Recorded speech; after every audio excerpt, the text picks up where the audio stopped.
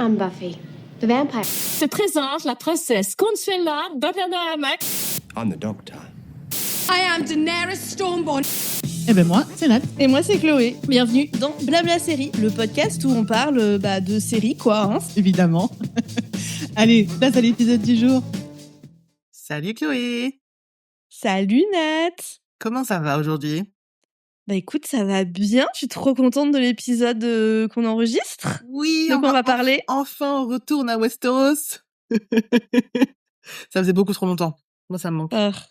2 mois. C'est beaucoup trop. Oui, aujourd'hui, nous allons parler de A Night of the Seven Kingdoms sur la saison 1. Donc, c'est le dernier spin-off en date de Game of Thrones qui fait suite à House of the Dragon. Et l'idée, c'est qu'on va, comment dire, j'allais dire distiller. Non, on va disséquer ensemble la première saison et on a un bon petit programme pour vous. Je vais pas tout dire maintenant, mais on a un bon petit programme.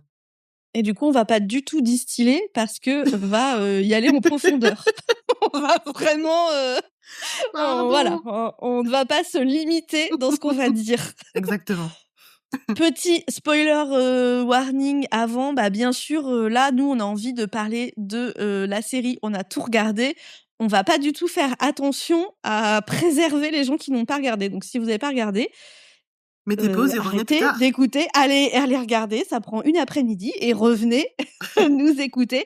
Et puis bien sûr, comme c'est un spin-off de Game of Thrones, il y a aussi le spin-off de House of the Dragon qui existe.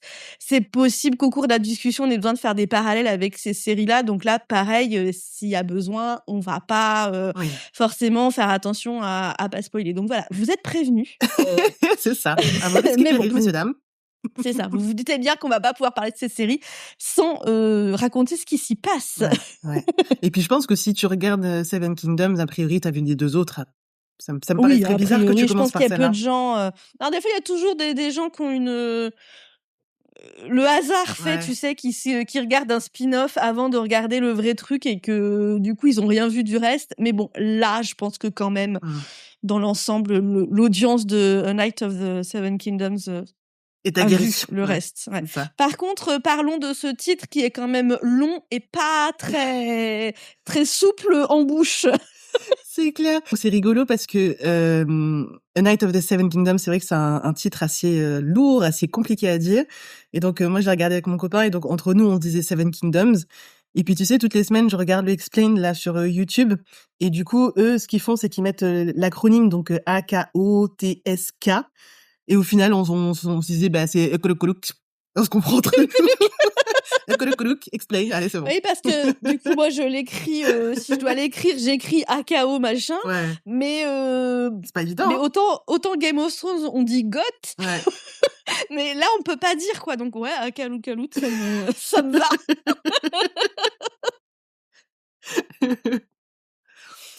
Bon, pour commencer, est-ce qu'on rappellerait pas un petit peu l'histoire et le fil de cette histoire? Tout à fait. Tu veux commencer? Allez. Alors, ça commence avec le premier épisode dès le début, c'est la mort de Sir Harlan of Pennytree, si je me souviens bien, c'est ça. Et il est accompagné, donc nous, il est déjà mort quand on arrive.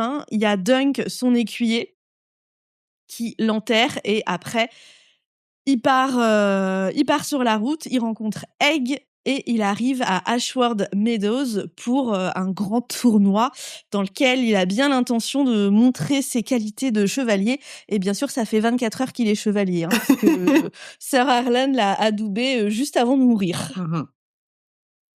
Épisode 2, on a l'arrivée des Targaryens sur le lieu du tournoi. Donc, il y a tout un, on passe un nouveau step, une nouvelle étape, merci. On passe une nouvelle étape. Et donc, on a la famille royale qui arrive. Dunk qui a pour problématique de vouloir rejoindre le tournoi. Pour ça, il doit, il doit trouver quelqu'un qui se souvient de Sir Harlan, ce qui n'est pas tâche facile. Donc, il y a toute cette problématique-là dans l'épisode 2. Ouais. Et après, du coup, on arrive à l'épisode 3. Donc, entre-temps, Egg est devenu l'écuyer de Dunk. Et dans cet épisode, c'est le big reveal, un des gros moments de la série, puisque donc Tanzel, sur laquelle Dunk a un gros crush, et un gros crush. est blessé par Aerion et Dunk s'en mêle et forcément ça le fait pas de frapper un prince Targaryen et Egg est obligé de révéler son identité et on avait eu une conversation là-dessus dans notre point série du mois de janvier je crois parce que du coup nous on savait qui était Egg donc un prince Targaryen aussi mais on s'était dit mais HBO ils ont complètement spoilé le truc et on se demandait je crois qu'on a enregistré juste avant l'épisode 3 et on était là quand est-ce qu'on va avoir le reveal et on l'a eu le jour même où on s'est enregistré. Donc voilà, le big reveal de l'identité de Egg et on en reparlera plus, mais je trouve ça cool que ce soit arrivé assez vite parce que ça a complètement changé la dynamique de la série, quoi. Ouais, c'est vrai que c'est cool que ça arrive au milieu. Je m'attendais à ce que ça soit à la fin de saison, mais c'est vrai que les répercussions sont très intéressantes à voir. Bah oui, ouais. Et donc dans l'épisode suivant, Dunk va se retrouver face à un procès puisque donc il a frappé Aerion. Et donc il va pour proposer un trial by combat, donc un procès par combat. J'imagine qu'on traduirait ça comme ça. Donc un jugement par combat, peut-être. Merci, un jugement, c'est beaucoup mieux. Merci. Donc un jugement par combat, c'est un type de jugement qu'on a déjà vu dans Game of Thrones. On en reparlera plus en détail plus tard. Et finalement, retournement de situation, ça sera plutôt un jugement des 7. Donc on va devoir avoir 2 équipes de 7 chevaliers qui vont s'affronter l'un contre l'autre, les uns contre les autres. Ouais, et donc forcément, la fin de la saison, ça va être un gros moment, ce combat. On a donc ce combat de 7 contre 7, ça fait quand même beaucoup de chevaliers ensemble au même endroit. Et pendant tout cet épisode de combat, on a aussi des flashbacks sur la vie de Dunk. Et c'était intéressant, je trouvais que ça arrive là, ça nous a aidé à comprendre certains trucs et en même temps, ça a cassé aussi un peu le rythme. On est dans le combat, puis on est dans le flashback. Et voilà quoi. Donc on va parler bien sûr des scènes de combat en long, en large et en travers. Oui, complètement. Et puis ensuite, cette saison se termine de manière beaucoup plus calme. C'est la fin du combat. On a perdu un personnage important. Je n'en dirai pas plus quand même. On verra. Vous savez, mais allez, on fait genre qu'on garde des reveals. Mais c'est vrai que c'était un super... super reveal. Ah oui, je m'attendais pas du tout à ça. Donc il y a eu cette mort-là qui va rebattre les cartes très certainement. Et puis on a la conclusion qui est plutôt douce, plutôt calme, où on voit Dunk et Egg qui partent au soleil couchant avec leurs chevaux vers de nouvelles aventures. Ouais. Voilà. Alors qu'est-ce que tu as pensé de cette saison globalement ? J'ai adoré dès le début. Ouais. Moi, j'ai tout de suite accroché. J'ai adoré que ce soit vraiment très drôle et très léger au début. Ouais. Ce contraste qu'on a avec l'ambiance Game of Thrones, House of the Dragon, que là, c'était beaucoup plus léger. J'ai vraiment aimé qu'on ait cet aspect-là. Mais j'ai trouvé ça aussi hyper cool que ils ont réussi à être sérieux quand il fallait être sérieux, que ça alors c'est pas complètement que ça a switché parce que on peut dire si ça a switché, c'est devenu très sérieux, mais ils ont quand même continué à garder le même ton, je trouve et cette petite légèreté même dans le truc sérieux de mélanger un peu les deux. Donc ça j'ai vraiment trouvé ça cool, j'ai adoré les personnages, j'ai adoré l'histoire de toute façon, une histoire qui se passe dans un tournoi. Moi, je trouve que ça démarre bien. C'est un très bon setting pour une bonne histoire. Donc voilà, très contente de ce spin-off sur lequel j'étais pas du tout convaincue quand ça avait été annoncé. Je m'étais dit ça m'intéresse pas. Et toi ? Ben moi c'est pareil que toi. J'étais pas chauffée de ouf sur le spin-off. D'ailleurs j'ai appris, c'est toi qui m'a dit qu'il y avait un spin-off qui arrivait, donc c'était un peu venu sur le tas. Et en plus, le fait d'avoir, donc là, Seven Kingdoms se passe pile entre Game of Thrones et les dragons, House of the Dragon. Donc House of the Dragon, c'est vraiment l'opulence des Targaryens, l'opulence des effets spéciaux. Ils ont les dragons, c'est un truc de fou, c'est une grosse guerre, etc. Game of Thrones, comme on connaît, il y a plein de choses, plein de personnages, ça se passe sur plein de zones différentes. Et là, Seven Kingdoms qui est pile entre les deux. On a beaucoup moins d'effets spéciaux, c'est beaucoup plus réaliste, beaucoup plus normal, entre guillemets, à part le fait que ça se passe à l'époque médiévale. Mais on est vraiment dans un seul lieu pendant toute la saison, donc le fameux Ashford Meadows, qui est en plus un lieu assez... je trouve que c'est un lieu assez cool, dans le sens où ça fait un peu penser à un lieu de festival, tu sais, il y a vraiment un peu une ambiance comme ça. C'est clairement ça, un hein. festival, hein. C'est C'est ça. 100% un festival. Il y a Ouais. des tentes, des gens qui picolent et des gens qui dansent, Mais c'est ça. des gens qui font des jeux, qui s'amusent, voilà, c'est ça. Sauf qu'au lieu d'avoir des concerts, tu as des mecs qui se tapent dessus, C'est quoi. ça. Il y a 2-3 morts au milieu, mais ça reste plutôt bon enfant. Et donc ça, j'ai beaucoup aimé. Déjà de suivre très très peu de personnages dans un lieu restreint et d'avoir au final ce Ashford Meadows qui est le centre et l'univers étendu. On en entend parler, on s'est évoqué par-ci par-là, mais on ne le voit pas. On imagine. Et bon, quand on connaît Game of Thrones et Westeros, etc., on a déjà un ordre d'idée de comment les choses s'organisent. Mais ça reste secondaire et vraiment on est à fond sur Dunk et Egg, qui sont des personnages que j'ai trouvés incroyables. Mmh. Vraiment, ils sont. J'ai beaucoup aimé leur humanité à tous les deux et même à la plupart des personnages. Ouais. On a une palette de personnages très très large finalement. Je trouve qu'ils sont Avec bien écrits. ouais, c'est ça, ils sont très bien écrits et t'as entre guillemets t'as les gentils, les méchants, mais dans chaque zone, dans chaque type de personnage, il y a encore plus de couches et Mmh. plus de profondeur, donc c'est super intéressant à suivre et c'est un régal pour les yeux, quoi. Ouais, carrément. Mmh. Et alors bon, avant de continuer, petite parenthèse, festival, Oui. quel est l'équivalent à Ashford Meadows du mec qui joue du djembé à côté de ta tante toute la nuit? Attends. Le qui joue du Heu, tambourin, peut-être? ouais. Alors attends, le mec qui joue du djembé, du coup, c'est le gars qui fait de la musique à côté de la tente, qui t'empêche de dormir. C'est Il tout, y a hein, c'est ça? toujours un gars qui joue du djembé dans le camping du festival. Ça C'est une obligation. Donc faut un instrument chiant. Enfin désolée pour les gens, ça c'est chiant le djembé, mais si tout seul À 3:00 du pendant matin, c'est des heures, c'est chiant. Quand tu essayes de dormir avec tes coups de soleil et ta gueule de bois qui est en train de se construire, c'est chiant. Bah, bizarrement, je crois que je verrais bien Lionel Baratheon, mais ça correspond pas à son Ah rang. oui. Mais je le verrais bien faire ce genre de truc. Et toi? C'est clair, ouais, c'est clair, c'est non, bah, moi je vois bien un mec avec un petit tambourin, un truc avec des cloches. Qui chante la chanson d'Alice, là, autour de ta tante, C'est toute ça. la nuit. Va te coucher! Bref. On Est-ce qu'on enchaîne commence par parler de nos 2 parler de compères. nos personnages principaux, quoi, Egg, et Dunk, le duo. Ouais. Donc Egg, c'est, le surnom, le raccourci de Aegon, hein. Bien sûr, il essaye d'être incognito, donc il a raccourci le nom et rasé ses cheveux et je trouve que c'est déjà d'avoir cet enfant avec la boule à 0, ça en fait déjà en lui-même un personnage, Ouais. intriguant, quoi. Ouais. C'est pourquoi il est chauve. Enfin, Mmh. c'est rare un enfant chauve. Tout à fait. Qui n'a pas l'air malade en plus et qui a l'air plutôt en Oui, et forme, puis de donc toute façon, les enfants malades, chauves, c'est un truc de notre enfin, c'est oui. un t après c'est un monde parallèle, mais clairement c'est un monde où il y a pas de chimio, quoi, enfin. Ouais, effectivement. Donc on peut quand même, bien sûr, c'est pas notre époque médiévale, cette époque, mais c'est quand même, niveau médecine, un peu pareil, quoi. Mmh. Donc donc ouais, c'est vraiment, un enfant qui est là, qui est chauve et qui est très intriguant et j'ai trouvé que l'acteur était génial. Incroyable. Mmh.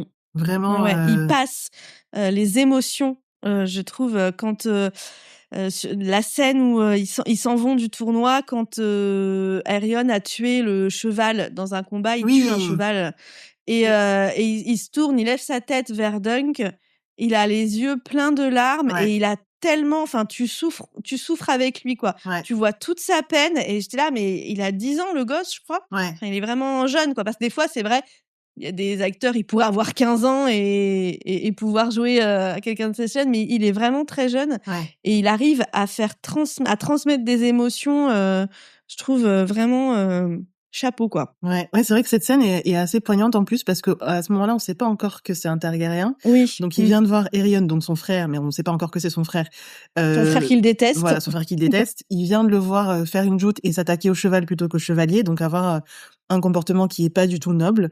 Et quand Dunk pose la question, il dit: «Ah, peut-être qu'il a pas fait exprès». C'est là où il se tourne vers lui en disant: «Mais si, il a fait exprès. Sous-entendu, je le connais bien et je sais qu'il a fait exprès». Ouais. Et c'est vrai que sur cette scène-là, il était vraiment, vraiment très, très juste et même sur la plupart, hein, de ces scènes, il reste très juste, très, on a beaucoup d'empathie pour lui et on a envie d'un petit peu de le protéger, je trouve. Et ce qui est intéressant, c'est qu'en seulement 6 épisodes, on a vu énormément de palettes d'émotions. On a vu d'abord, comme un petit enfant assez classique, assez joyeux, quand il rencontre, Duncan, quand il passe les premiers temps, sur Ashford Meadows, c'est vraiment un enfant quoi qui s'amuse et qui, tu vois, il prend le casque de chevalier, il se met sur le cheval et il s'amuse. On a vu aussi les côtés un petit peu travailleurs où dans l'épisode 3, moi c'est un de mes épisodes préférés, où l'épisode commence sur son point de vue à lui, et donc on le voit qui se lève et qui va s'entraîner avec le cheval, et donc on voit un peu sa dévotion et son comment dire, j'ai dedication qui me vient. C'est la dévotion. Oui, c'est la dévotion. Ouais. Ouais, c'est ça. On voit sa dévotion, son sérieux pour son travail.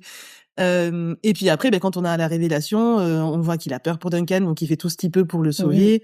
Et puis ensuite, quand on le voit dans ses habits de Targaryen, donc on voit un peu l'étendue de son rang et l'étendue de L'élégance son origine. des Targaryens. C'est magnifique, hein.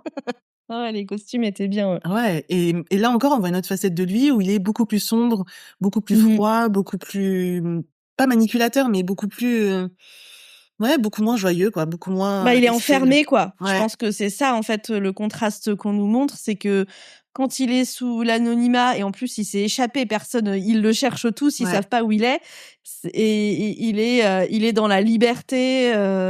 Et après, quand il revient dans sa famille, il retourne dans sa cage, quoi. Ouais, c'est exactement ça. Il retourne dans sa cage et il retourne auprès de ceux qui l'aiment, mais en même temps lui font du mal, quoi. Ouais, c'est ça. Bon, par contre, il a beaucoup de compétences étonnantes pour un prince. Il sait pêcher, il sait s'occuper des chevaux. Ça fait sens parce qu'il était écuyer de son frère. Donc il a dû apprendre tout ça. Les chevaux peut-être, mais la pêche et tout, je sais pas. Enfin, j'ai trouvé qu'il était quand même très compétent. Ouais. Ouais, peut-être. Ça m'a pas choqué tant que ça. Non, ça m'a pas choqué non plus. Hein. À ce point.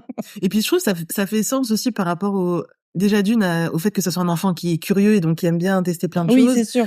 Et en même temps, le fait qu'il vient d'un certain rang, même sans savoir que c'était un Targaryen, il y a plein d'indices qui sont distillés tout au long des premiers épisodes. Oui. Et en fait, on se rend compte tout de suite quand tu le sais, tu vois tout de suite que c'est Mais bien sûr. un noble. Ouais. Notamment, je sais pas si tu te souviens, le premier échange qu'il a avec Dunk. Quand Dunk arrive à l'auberge et qu'il dit « c'est toi l'enfant des tables, tu vas t'occuper de mon cheval ». Et sa réponse, c'est « Je vais le faire si j'ai envie de le faire ». Et tu fais « Ah, ok, c'est plein de petits trucs comme ça qui laissent penser que, ok, il vient d'un certain rang, il a un certain caractère, il est très sûr de lui, très arrogant, très audacieux, sans être méchant non plus, mais ça en dit long sur son passé, quoi. » J'ai vu un edit sur TikTok de cette scène. Ouais.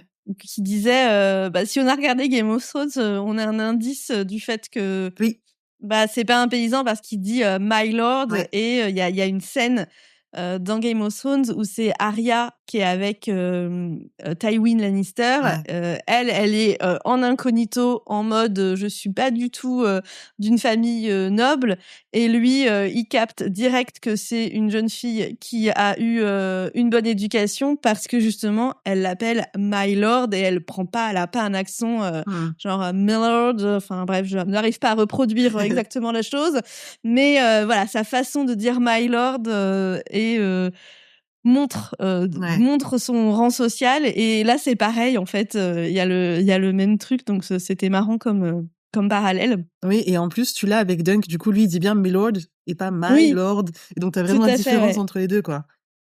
Toi qui as lu les livres, en tout cas plus que moi. J'ai pas lu les livres de A Night of the Seven Kingdoms. Ah, donc tu connais pas ça, mais peut-être que tu connais avec Game of Thrones ou House of the Dragon la destinée de Egg. On sait un petit peu plus là-dessus. Oui, je sais. Tu sais, toi? Alors moi j'ai noté, parce que moi j'ai pas lu les livres, et j'ai pas été me spoiler parce que j'ai pas envie de savoir, mais j'ai noté justement. Il y a des choses qui sont dites dans Game of Thrones. Ouais, justement, mais du coup je les ai pas notées. Mais et mince, parce que du coup là je suis en train de me.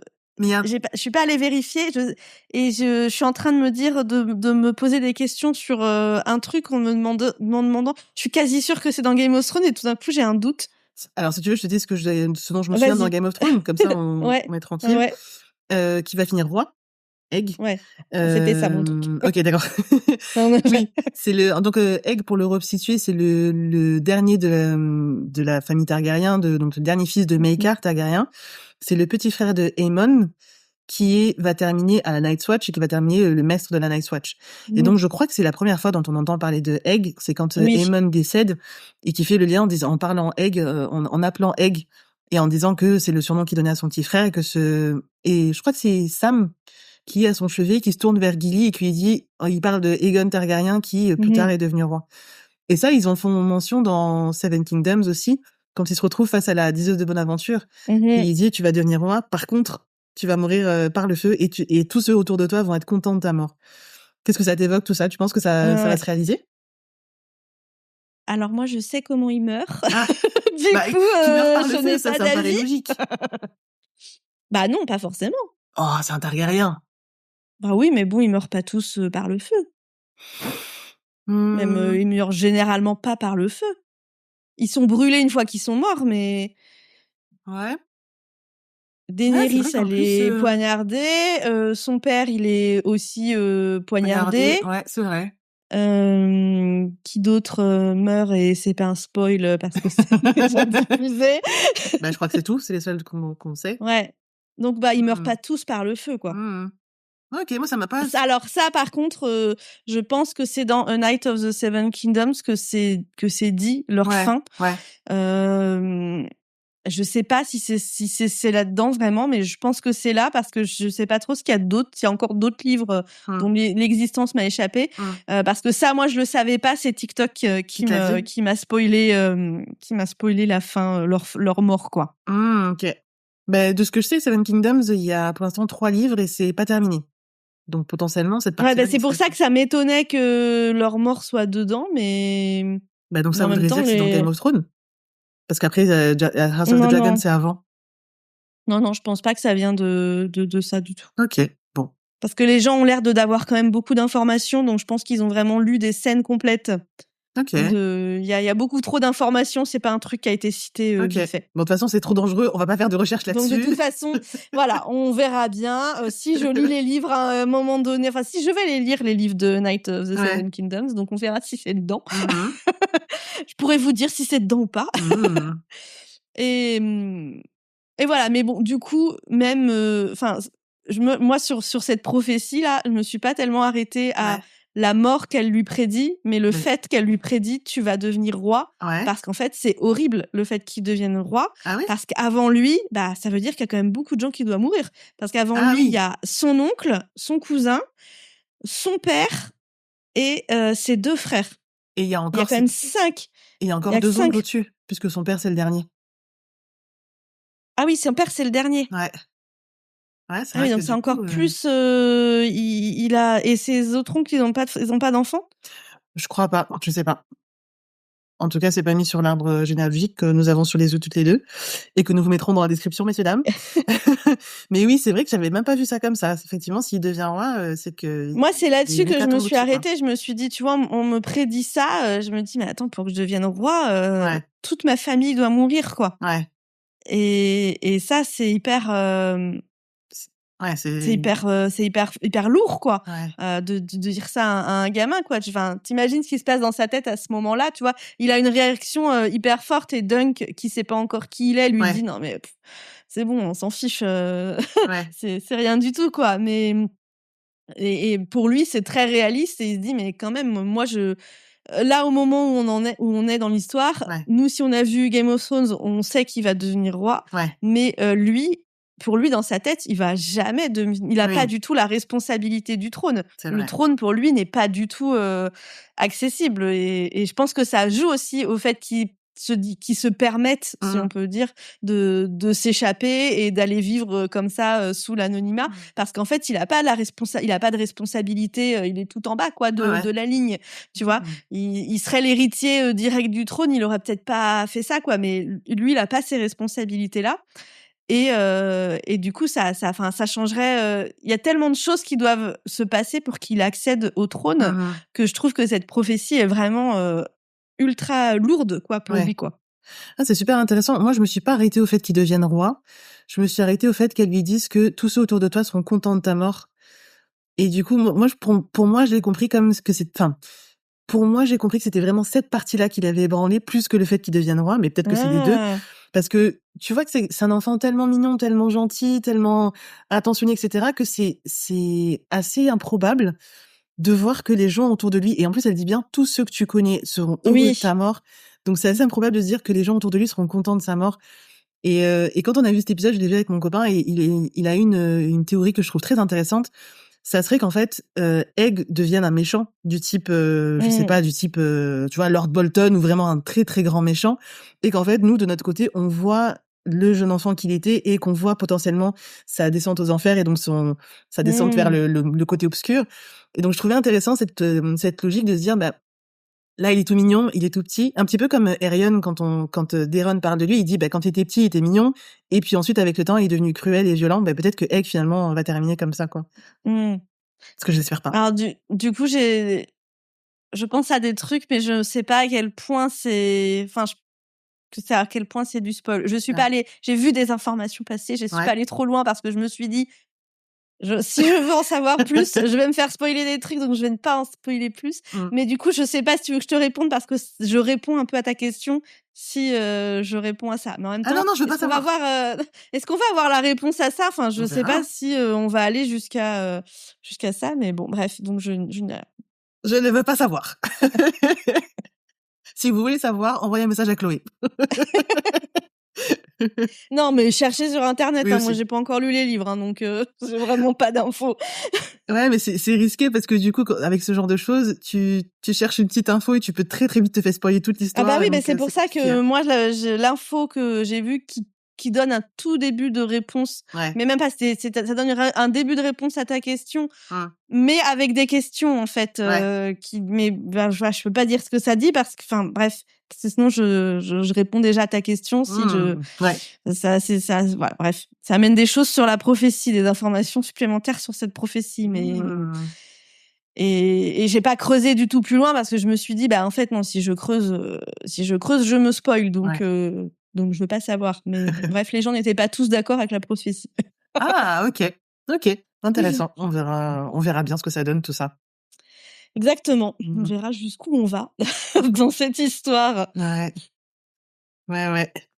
Non mais oui, un bon petit personnage, tout mignon, très très attachant. Ouais. Et qui Oui, en oui, plus, très attachant. c'est beau parce que il a un peu le même genre de qualité qu'a Dunk, c'est-à-dire qu'il est quelque part très honnête, même si bon, on sait maintenant qu'il a menti, mais il a quand même cette honnêteté associée à l'innocence de son âge. Oui. Et il est très loyal, il est très très dévoué à Dunk, et ça c'est beau à voir, je trouve, de voir à quel point il l'aime quasiment instantanément et de voir tout ce qu'il met en place pour pouvoir l'aider, même après qu'il soit retourné à son rang, parce qu'il est clairement pas obligé de le faire. Donc c'est vraiment un très beau personnage, je trouve. Je trouve qu'on nous montre pas du tout le moment où il décide de se barrer de sa famille et de s'échapper, mais on comprend un peu que c'est pas juste, c'est peut-être que ça a été fait sur le moment sans trop de réflexion, mais que ça vient pas juste de là j'ai été saoulée, là ça a été le moment de plus où mon frère a fait un truc qui m'a dégoûtée et je me suis barrée, qu'il a aussi vraiment une soif d'aventure et de la vie de Dunk en fait l'attire quoi. C'est vrai. Je me demande même s'il savait que ça existait avant de le rencontrer. Ouais, peut-être pas parce que tu vois, il est surpris le premier soir quand il le rejoint à son camp, il lui dit bon bah je vais monter votre tente. Il lui dit j'ai pas de tente, moi je dors au pied de l'arbre. Ouais, c'est vrai. Et il est surpris de ça, donc c'est sûr que il a on voit plus Dunk je trouve qu'on est plus dans le POV de Dunk qui découvre un peu le monde, mais au final, Egg, il est aussi complètement dans la découverte de quelque chose de nouveau, quoi. Il est plus, il est libre, quoi. En fait, il a jamais eu cette liberté qu'il a eu avant, j'imagine. Quand t'es le prince, t'es toujours entouré de la garde royale. Dès que t'arrives quelque part, tout le monde sait que t'es le prince. Donc, même si t'es le prince le plus jeune, derrière une longue ligne de succession, donc forcément les gens s'intéressent moins à toi. Mais quand même, quoi, tu vois, là, il doit être dans une découverte de plein de choses, quoi. Oui, c'est vrai, et on voit à plusieurs reprises, ne serait-ce que sa première nuit à la Belle Étoile, où il est épaté par les étoiles, par l'étoile filante, quand il apprend à coudre, quand il se retrouve à prendre le petit déjeuner à même le sol, à casser des œufs et à se faire des gros sandwichs. Tu sens qu'il est le plus heureux du monde, alors qu'en soi, ça n'a rien à voir avec le confort qu'il a connu.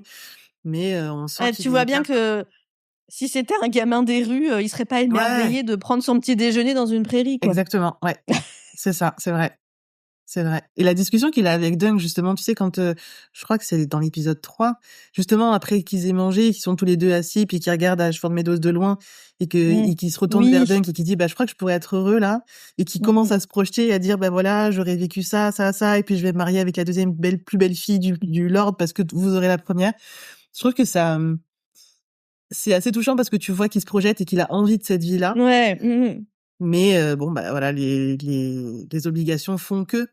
Mais, Au final, ça dure que quelques jours pour lui, ouais, c'est ça. ce moment, et donc il est dans l'euphorie de je me suis échappé, quoi. Ouais, c'est Tu vois, il vrai. y a pas de moment où il doit retomber à se dire oh, ça va se finir, ou c'est peut-être pas si bien que ce que je croyais. Ouais. Il est tout du long jusqu'à ce qu'on arrive à la révélation de qui il est. Il est lui dans l'euphorie du début de la liberté et d'avoir réussi à s'échapper du truc, quoi. Ouais, c'est vrai. C'est vrai. J'ai hâte de voir la suite, en tout cas. Carrément. Bon, est-ce qu'on parle de Dunk maintenant? Oui, notre Qu'est-ce que t'as pensé grand Dunk. Qu'est-ce que t'as pensé de lui? Bah, c'est typiquement le genre de personnage que j'aime pas trop sur le papier, dans le sens où il est quand même relativement unidimensionnel. Il a des valeurs très, très fortes. Il a en plus un idéal de ce que représente la chevalerie, donc il est très, très droit, très loyal, voire un petit peu naïf. Et sur le papier, c'est typiquement le genre de personnage que j'aime pas trop parce que, bah, trop gentil, quoi. Mais en fait, je l'ai beaucoup aimé. Je trouve qu'il est vraiment très attendrissant et il est très, ouais, très naïf dans son rapport aux autres et son rapport au monde, c'est assez rafraîchissant dans ce monde-là, en plus, à Westeros, où on est habitué à avoir, des coups bas, des machins, des trucs. Lui, il est, brut de décoffrage et il est très premier degré et en fait, il comprend pas quand des gens se moquent de lui, il comprend pas quand les gens font, des doubles sens, mais il en reste quand même touchant et ça reste, bah, quelqu'un qui est loyal, qui est fiable et qui est, dévoué, quoi. Donc j'ai beaucoup aimé. Et toi? Ouais, carrément. Bah, moi aussi, j'ai adoré ce personnage. J'ai eu une grande passion pour la légende arthurienne quand j'étais ado. Et tout de suite, dès le début de la série, j'ai retrouvé un peu de ça. Ouais. Et je pense que c'est grâce. Alors, l'ambiance. C'est pas un festival, mais Du tournoi? l'ambiance tournoi.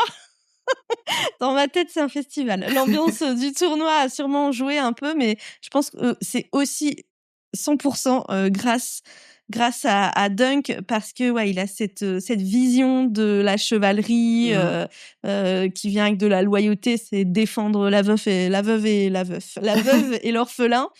Et pour moi, c'est une réinterprétation du personnage de Perceval, qui un personnage très naïf, qui a pas l'expérience du monde.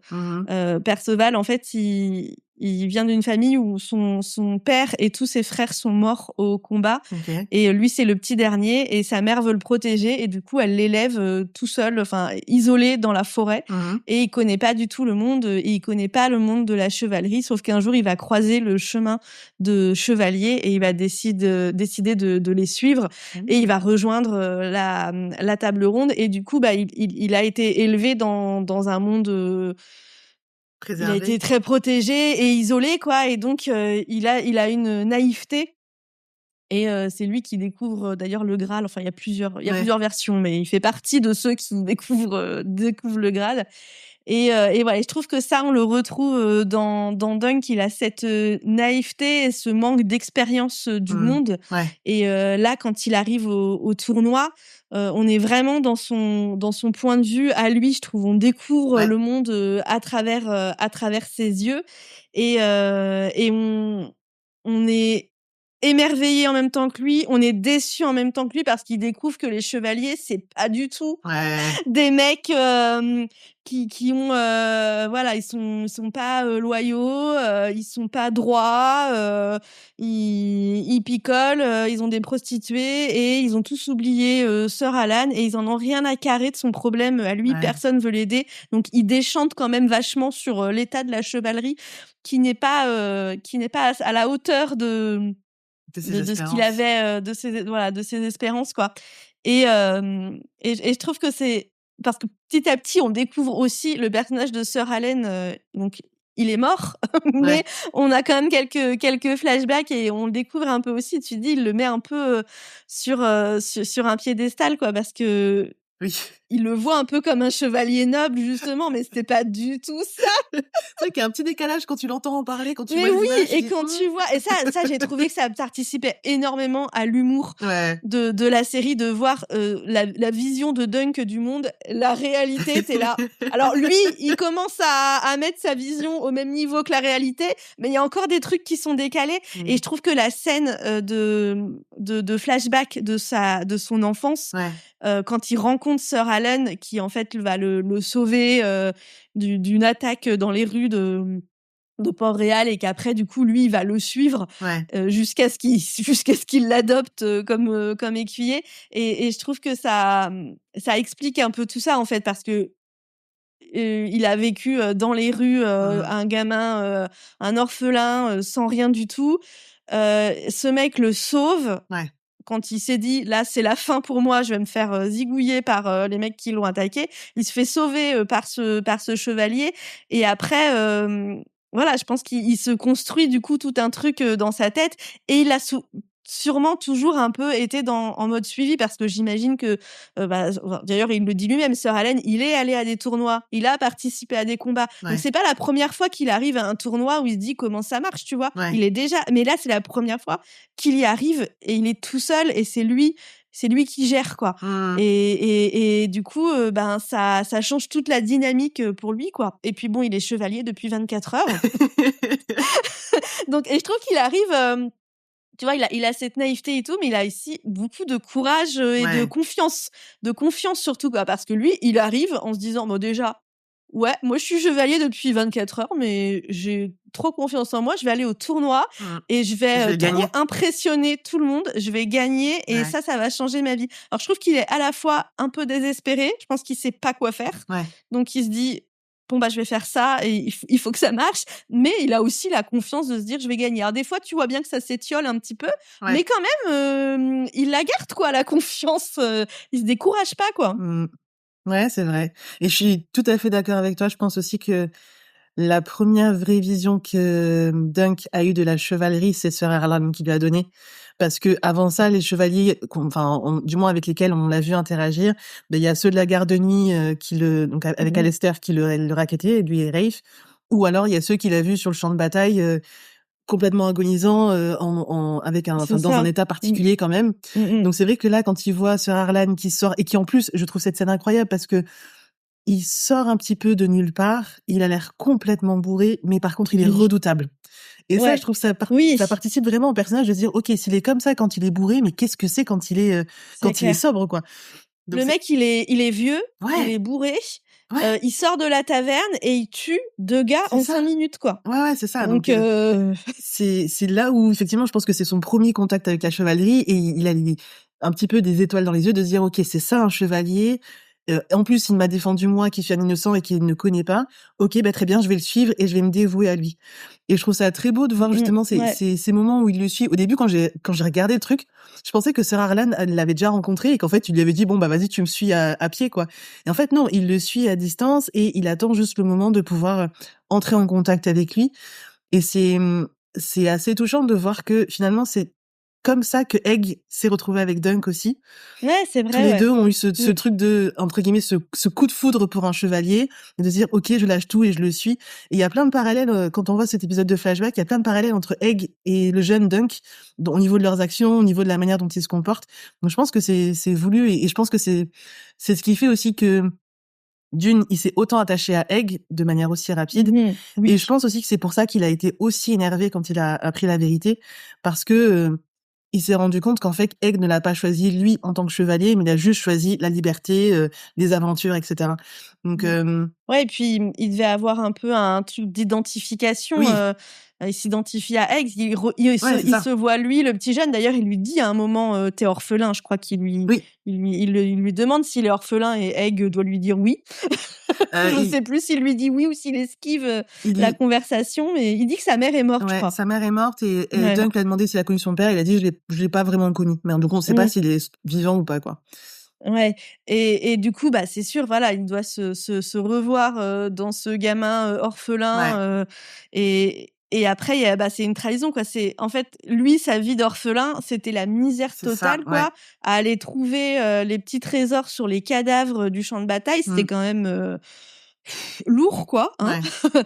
Et en fait, bah, Egg, c'est pas du tout ça. C'est un petit prince, qui a grandi dans un château et qui a eu tout ce qu'il voulait, quoi. Et qui a Donc choisi sa j vie.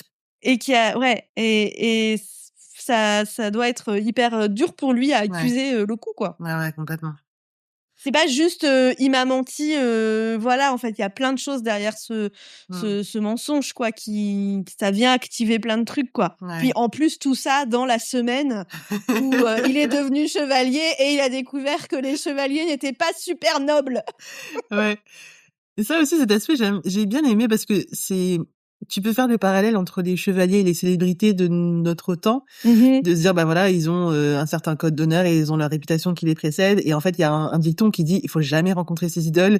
Et là, il y a un Oui, petit peu de ça où tu le vois c'est ça. complètement déchanté de se dire, mais en fait, ah ouais, donc vous êtes humain et en plus vous pouvez potentiellement être méchant ou du moins n'en avoir rien à faire du petit peuple. C'est ça. Donc, Certains d'entre vous sont quand même un peu des ah gros ouais, cons. ouais. Donc on a un petit peu mal au cœur pour lui, mais d'un autre côté, je trouve ça cool aussi de montrer les différents aspects de la chevalerie, Oui. des chevaliers qu'ils sont devenus entre guillemets dans le sens où ils ont bataillé pour être là, un peu comme Sir Arlen de ce qu'on imagine, Mmh. ou des chevaliers qui sont nés de toute façon avec une pierre en or pardon, et bon bah voilà, tu te retrouves adoubé, mais en fait t'as pas vraiment de mérite entre guillemets, tu l'es parce que tu viens d'une certaine famille. Et même dans ceux-là, finalement t'as deux types.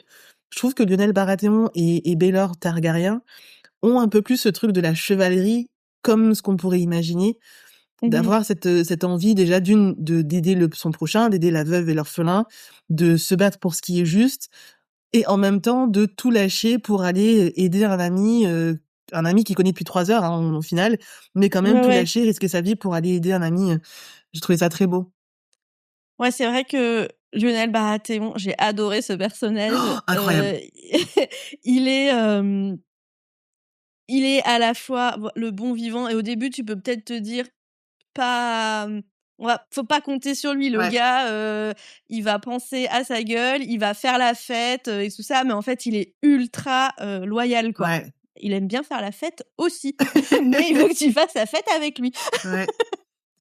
Ouais, puis Et ouais, du coup, donc tout ce que tu disais là, ça, tout ce qu'on vient de dire, mmh, ça nous ramène c'est un des thèmes, fil rouge, de la série de c'est quoi un chevalier? ouais, Et je trouve que en t'écoutant et en m'écoutant moi, on voit que il y a plein de réponses ouais, possibles, quoi. La série nous donne pas du tout une réponse et c'est intéressant d'avoir, ouais, toutes ces formes de façons d'être chevalier plus ou moins, ouais, éthiques, on va ouais, dire. c'est ça. Et ouais, ouais, d'avoir, comme ça plein de chevaliers différents, au même endroit, quoi. Mmh. Ouais, puis il y a la question aussi au-delà même de l'origine sociale, il y a aussi la question de est-ce qu'il faut nécessairement être adoubé pour avoir un comportement de chevalier? Mmh. Parce qu'il y a tout un truc, alors je sais pas si c'est, il me semble que c'est encore même qu'il y a un doute dans les livres. Il y a toute une question comme quoi est-ce que Dunk a vraiment été adoubé ou pas? Mmh. Dans la série, on a plus ou moins une réponse et encore, c'est pas une réponse tranchée puisque Bah, il c'est quoi pour toi la réponse? Parce que justement, je suis pas sûre que tout le monde ait bah, la même interprétation. ben, en fait, il y a la scène justement où Sir Arlan, on a l'impression qu'il est en train de mourir parce qu'il a sa blessure Mmh. et que l'orage arrive. Et donc, si Dunk demande à Sir Arlan, pourquoi est-ce que tu m'as pas adoubé? Et donc, il y a l'échange entre eux qui est tel qu'il est, quoi. Mais au final, il n'y a pas vraiment de réponse ultime de dire est-ce qu'il a vraiment adoubé ou pas, dans le Oui, on sens le où il voit aurait pas. pu, voilà, on ne le voit pas et surtout il aurait pu l'adouber juste après. J'ai écouté le podcast là de Game of Thrones avec, ils ont interviewé le showrunner de la série qui justement dit, bah, en fait, il y a pas vraiment de réponse. C'est un petit peu soit libre à interprétation, soit peut-être qu'il y aura une réponse plus tard. Mais là, pour le moment, OK, Dunk pose la question à Sir Arlan. Donc potentiellement, à ce moment-là, ça n'était pas fait, mais ça veut pas dire qu'il l'a pas fait après. Et puis il y a aussi la question de, est-ce que Sir Arlan est vraiment un chevalier aussi? Parce que tout le truc avec, quand il raconte son histoire de Sir Mmh. Arlan of Pennytree, en fait, tu comprends que Pennytree, bah, c'est l'arbre où on met les pennies. Ça se trouve, lui-même n'a pas été adoubé. Ouais. T'en penses quoi, Ouais, ouais. toi? Alors moi, le fait qu'ils disent, «Un chevalier finit toujours son histoire», Mmh. pour moi, ça voulait dire oui, il l'a enfin, moi, ça m'emmène dans la direction de, ce n'est pas une confirmation. Ça veut pas dire oui, c'est sûr à 100%. Ouais. Mais pour moi, ça m'amène à dire oui, juste après ça, il l'a adoubé et il est mort. Pour moi, Ok. c'est à ça que ça m'amène comme conclusion, quoi, tu vois. Moi, c'est comme ça que je le vois. Ouais. Après, si dans la saison 2, on nous prouve qu'il n'a pas été adoubé, je ne Ouais. dirais pas c'est complètement en contradiction à ce que vous nous avez montré. Ben, c'est Ouais, ouais. complètement une fin ouverte ou interprétation libre à chacun. Mhm. Mais moi, le fait qu'ils disent ça, je l'ai vraiment vécu comme ça que bah, je vais finir mon histoire avant de mourir et je vais Et je te faire le de fais. toi un chevalier, quoi. Ah, ça pourrait aussi. Mais il y a juste un truc qui me met le doute. Et alors, il y a plusieurs éléments. Déjà, le fait que, je crois que c'est dans l'épisode 1, quand Dunk arrive à Short Meadows et qui dit, bah oui, Sir Harlan m'a adoubé. Et Dunk il dit, il m'a chargé de défendre la veuve et l'innocent et de servir le royaume de toute ma puissance. Et sur le coup, ça m'a un peu tiqué aux oreilles parce qu'on a vu quelquefois dans Game of Thrones, globalement dans l'univers, on a vu des chevaliers se faire adouber et on a vu du coup quels étaient les termes employés Mhm. pour Oui. pour transformer un chevalier, Mhm. entre guillemets. Et il y avait pas ces termes-là. Donc je me suis dit, peut-être qu'il a un Mhm. petit peu imaginé comment ça devrait Ouais, se ouais. passer. Et puis bon, il a dit, Mhm. voilà, a priori, je pense que c'est ça. Ouais. Donc il y a ce truc-là qui me fait douter. Et il y a aussi quand, tu sais, quand ils sont sur le point d'aller commencer le jugement. Je crois que je vois ce que tu veux. Et que Je Raymond suis en lui train dit- d'y penser, ouais. C'est ça, Oui, oui. Raymond lui dit, adoube-moi. Et tu vois Mhm. qu'il hésite et qu'il dit non, je devrais pas faire ça, Ouais. que finalement c'est Lionel qui le fait. Peut-être qu'il se sent pas légitime de le faire parce que il n'est pas lui-même chevalier. Ouais. Et- Ou que, bah, comme tu dis, il sait pas comment on fait, Ouais, c'est ça. vraiment. Il Il sait connaît pas pas les les mots, il termes. sait pas les gestes, Ouais. parce que du coup, lui, il a peut-être pas déjà vu cette scène, en fait. Ouais. Et il y a un Mm, dernier mm. truc aussi, c'est quand à la fin, tu sais, quand t'as une discussion avec Lionel où Dunk est triste d'avoir la mort de Baylor et qui dit c'est de ma faute si Baylor est mort, il a tout risqué pour moi. Et Lionel s'énerve en disant non, en fait lui il a rien risqué du tout parce qu'il y avait tel truc qui faisait Bah qu'en fait oui. il prenait pas vraiment de Ouais. risque. Et les dieux l'ont puni parce que les dieux n'aiment pas une fraude. Et Mm. Dunk répond alors pourquoi est-ce qu'ils m'ont épargné? Et du coup tu vois, il y a des Ouais. petits trucs comme ça, je me dis peut-être que je sais pas, Ouais, on c'est verra. vrai, ouais. Ouais, On c'est verra. vrai. Et justement, dans le podcast officiel, il disait, enfin, il y avait une des personnes, la fille, j'ai pas retenu son nom, Ouais, mais qui disait, mais en fait, est-ce que on s'en fiche pas un c'est peu? ça. C'est pas ça. Ouais. C'est pas important, on s'en fout en fait Ouais. qu'il soit adoubé ou pas.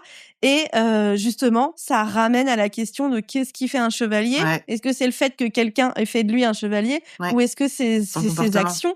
Et d'ailleurs, ça fait penser forcément tout de suite à Brienne of Tarth, Ouais.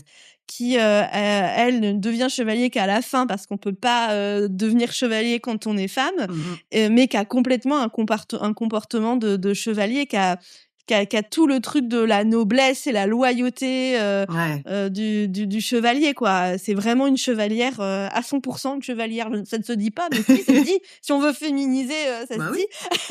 Donc c'est que quand on dit chevalière, on pense à bague, quoi. C'est vrai. Mais donc voilà, elle est vraiment Ouais, elle a tous les attributs. c'est donc il y a Ouais. ce parallèle. Et d'ailleurs, pareil, est-ce que c'est un spoil? Je crois pas que ce soit un spoil parce que je crois que c'est écrit nulle part. Je crois que C'est George qui a dit ça dans une interview. oui, je pense que c'est de notoriété plus ou moins publique. Je vois ce que tu vas dire et je pense Tu vois ce que je veux ouais, dire? t'inquiète, on se Là, est-ce comprend. qu'on parle bien de la même chose? Donc je vais le dire parce que je pense que vraiment c'est pas dans les histoires. Et de toute façon, il y a plein de liens comme ça entre les différentes époques. Ouais. Et voilà, donc en fait, George Martin a dit que dans Game of Thrones, il y a plusieurs descendants de Duncan, et il nous a pas dit qui étaient tous les descendants, mais il y en a un qui est quand même pas mal confirmé, et c'est Brienne, que Ouais. justement ce serait, et justement de savoir ça, je trouve que bon, déjà physiquement Il y a ça quelque fait chose. sens. Et en plus, du coup, il y a ce même truc de qu'est-ce que ça fait un chevalier, la loyauté, la noblesse et tout. Et donc, je trouve ça cool d'avoir ce parallèle aussi, quoi. Ouais, et puis c'est vrai que les deux ont beaucoup de qualités en commun. Et effectivement, Brienne, c'est sa rengaine pendant tout Game of Thrones de dire je ne suis pas un chevalier, je ne suis pas un chevalier. Mais au final, elle a ce comportement-là. Et ils ont fait un petit clin d'œil d'ailleurs à Brienne à la fin de Seven Kingdoms, Oui. quand Lionel lui dit oh bon bah viens on va aller s'amuser un peu à droite à gauche, est-ce que tu connais Tarth? Et là tu dis ok, ils font le lien avec ça, et peut-être que ça va expliquer comment il va se retrouver là-bas et comment Brienne et puis non mais il y a un lien qui est fait. Attends, je réfléchis en même temps que je parle. il y a un lien qui est fait, mais on sait pas s'ils sont vraiment de la même famille. Mais il y a un truc, alors je crois que c'est dans Seven Kingdoms, des bouquins, Mhm. comme quoi Brienne, quand elle est petite, chez elle à Tarte, elle voit le bouclier de Duncan. Et donc le bouclier, tu sais, Ah, avec l'arbre et ouais, et l'étoile filante. Donc potentiellement, c'est peut-être trop bien. confirmé, hein. Trop cool. Bah, en tout cas, moi, j'aime bien. Oui, mais je crois que c'est quand même confirmé. Ouais. Si c'est pas dans les livres, ça a été dit en interview par Ok. George Martin, quoi. Ouais, ouais. Donc, je crois que c'est vraiment le truc. Après, il y a plein de gens qui ont des suppositions sur qui pourrait être ses descendants. Hmm. Mais là, c'est vraiment le truc qui est quand même assez confirmé, quoi. Ouais, ouais, ouais. Ouais. Et si on doit parler d'un comportement chevaleresque, je pense que un des personnages qui incarne le mieux ces valeurs-là, c'est Stephen Fossoway. Pardon, pas Stephen, Raymond Fossoway, pardon. Raymond Fossoway. Je me suis trompée de frère. Ah oui, oui, Raymond, pour le coup, c'est vraiment Mhm. typiquement le gars qui sait qu'il n'a pas les compétences physiques et qui sait Ouais, qu'il n'est mais pas qui va. adoubé, mais qui va quand même et qui va Ouais. jusqu'au bout pour son pote, quoi. C'est vraiment Et très, très justement, beau. on a le parallèle avec son cousin, quoi, qui Ouais, lui retourne sa veste au dernier moment, sachant très bien ouais, les conséquences de son comportement, quoi. Il ouais. pense qu'à sa gueule à lui. C'est ça. La réponse, Mhm. c'est plus de gloire, comme on dit. C'est ça, ouais. Ouais. Et qu'est-ce que t'as pensé de l'acteur qui joue Dunk? Moi, je l'ai trouvé très bon. Alors, il y a eu un truc qui m'a perturbée pendant tout le long. Et d'ailleurs, c'est rigolo que tu aies mentionné Mhm. Arthur tout à l'heure parce que je sais pas ce que t'en penses. Moi, je trouve que cet acteur, il ressemble comme deux gouttes d'eau à le grand frère d'Arthur dans Merlin l'Enchanteur. Tu te souviens de quoi il ressemble? C'est pareil, il est grand. Ouais, Je vais voir si je je te le vois trouve un aussi. peu. Ça fait longtemps que j'ai pas vu Merlin l'Enchanteur. C'est un de mes préférés. Bon, je l'ai vu 36 000 fois. Ah ouais, il est trop bien. Il est trop bien. Mm. Oui, c'est vrai, Ouais, tu c'est vois, vrai. grand, avec, en plus, Je même vois la le type de ressemblance. visage et tout, c'est un peu le même genre. J'étais comme, Ouais, la ça m'a mâchoire perturbé tout le long. carrée. Mais ouais, je trouve qu'en tant qu'acteur, il était très bon, très crédible et j'ai beaucoup aimé aussi voir encore une fois, comme Egg, voir les deux facettes du personnage. C'est-à-dire qu'on a le côté, très droit, très franc, très loyal. On Mhm. a le côté aussi qui, moi, je trouve très touchant. J'adore quand les personnages sont comme ça. Un personnage très solitaire et qui a du mal un petit peu, qui est pas à l'aise avec la foule. On voit que plusieurs fois, hein, il parle plus facilement avec ses chevaux qu'aux gens, que ça soit avec d'autres. Mais d'ailleurs, j'adore quand il parle à ses chevaux. Mais oui, c'est Et incroyable. il m'a trop fait penser à Christophe dans La Reine des Neiges qui Ah, parle à son reine comme si c'était son pote, quoi. Et il leur parle de la même façon, mais j'ai tellement aimé. Ouais, c'est vrai. Mais oui, du coup, tu vois, il y a cette facette-là où je trouve il arrive à être touchant malgré le fait qu'il soit grand et qu'il soit assez imposant. Et alors, Oui, quand tu le vois s'énerver, quand tu vois la rage qui peut sortir de lui, mais alors c'est magnifique. Genre le speech qu'il fait là quand il est à cheval et qu'il essaie de motiver quelqu'un, j'ai trouvé ça magnifique. ouais. T'en penses quoi, C'est toi? clair. J'ai trouvé que l'acteur était super et que le casting est bien. C'est pas juste il joue bien, Ouais, mais physiquement, donc il est grand, il est costaud, c'est un ancien joueur de rugby, ouais, donc il a vraiment, il impose quoi. Mais en même temps, il arrive aussi parfois à avoir, et on voit bien qu'il sait pas trop où se ouais. mettre, il est un peu gêné et tout. Et en même temps, comme tu dis, quand il faut y aller, Mmh, il y a la puissance qui est derrière. Et puis, ces grands yeux bleus, là, il y a des scènes où tu es là, mais c'est tellement parfait ouais. pour incarner ce personnage qui est plein de naïveté et qui Le découvre le monde. monde, quoi. Ouais. Tu vois? Il incarne, je trouve, très, très bien cette naïveté et en même temps ce courage et la confiance, de Dunk, quoi. Ouais, c'est vrai. C'est ça, c'est le parfait mix entre la naïveté et la force et la bravoure et tout ce qui s'ensuit, mais en même temps, il a ses fêlures et quand il en a besoin, il sait puiser aussi dans son passé, dans tout ce qu'il a vécu pour pouvoir, faire face à Mmh. l'adversité, quoi. Moi, j'ai hâte de voir la suite. J'ai vraiment hâte Ouais, de voir comment il carrément. va évoluer. Comment il va devenir aussi riche qu'un Lannister, j'ai envie de voir. Et du coup, on a parlé de ces 2 personnages, donc on en a déjà parlé quand même pas mal de leur duo, mais est-ce que Mmh. tu as des choses que tu veux ajouter sur, cette dynamique qu'on a de ces 2 ensemble? Oui, j'aime beaucoup le lien qui se crée entre eux. Alors Mmh. c'est rigolo parce que par moments, c'est plutôt un lien fraternel, voire même paternel. Ça dépend un petit peu des Ouais. situations. Parce Mais qu'après, je crois que Dunk est quand même très jeune. Là, forcément, il est joué par un acteur ouais, qui doit approcher de la trentaine. Mais je crois que dans l'histoire, il est quand même genre 16-17, quoi. oui, Tu c'est vois, ça. il est très, très jeune. Donc, en fait, ils sont pas tellement éloignés en âge, quoi. Oui, c'est vrai. Ils sont censés être plus proches en âge, donc c'est vrai que dans les bouquins, a priori, ça serait plutôt du fraternel. Mm. Mais ouais, j'aime. Alors, c'est rigolo parce que souvent, avec les séries comme ça, il y a toujours du marketing. Là, cette année, le marketing, c'était, OK, Dexter Lansel, donc le gars qui Mhm. faisait Egg, il est incroyable, c'est un incroyable acteur. Effectivement, ils avaient raison. Et puis, le deuxième co-marketing, c'est vraiment le duo de dire, ah, mais ils sont vraiment devenus amis dans la vraie vie. Et je trouve Oui. que ça transparaît malgré tout, que ce soit du marketing ou pas. Ça transparaît dans les scènes et dans leur interaction l'un avec l'autre. Et on a vraiment l'impression que c'est deux potes, quoi. Quand tu vois, il y a quelques scènes où ils sont tous les deux au milieu d'une foule et donc t'as Egg qui est tout petit, qui est derrière et Dunk qui s'arrête et qui vient et qui le prend sur ses épaules. Ben ça fait typiquement, il y a vraiment un lien très fort entre ces deux personnages et ça a l'air typiquement naturel. T'as pas l'impression que c'est un truc qui est écrit, tu vois? Ouais. Oui. Tu sens une certaine complicité entre les deux, Ouais. quoi. Ouais, c'est Mm, mm. très beau et très fort et il y a 2-3 moments assez rigolos. Moi, je crois qu'une de mes scènes préférées, c'est dans l'épisode 2, là, où ils sont assis et puis que, Egg se confie en disant: «Bah oui, moi, on me dit toujours que je suis frêle, je suis pas sûr Mhm. que je puisse être un chevalier». Et puis Dunk qui enchaîne en disant: «Oui, bah, tout le monde me dit que je suis stupide». Et puis tu as un moment d'incompréhension de: «Mais tu vas m'aider là ou tu me dis ça comme ça?» Et je trouve que cette scène était magnifique parce qu'encore une fois, ça montre, Mhm. ouais, vraiment la complicité entre les 2 acteurs Ah et les ouais. 2 personnages. Carrément, et la relation se construit très vite, quoi. Ouais, Tout de suite, il y a cette complicité qui se met en place, quoi. ouais. Ouais, puis ouais, c'est ça, tu vois l'admiration d'Egg pour Dunk, mais quelque part aussi de Dunk pour Egg. D'avoir peut-être, je sais pas, peut-être le côté espiègle, le côté innocent, j'en sais rien, mais il y a il y a un lien qui se crée au-delà de, «Je vais t'apprendre la vie» entre guillemets. Donc c'est Ouais. très, très beau.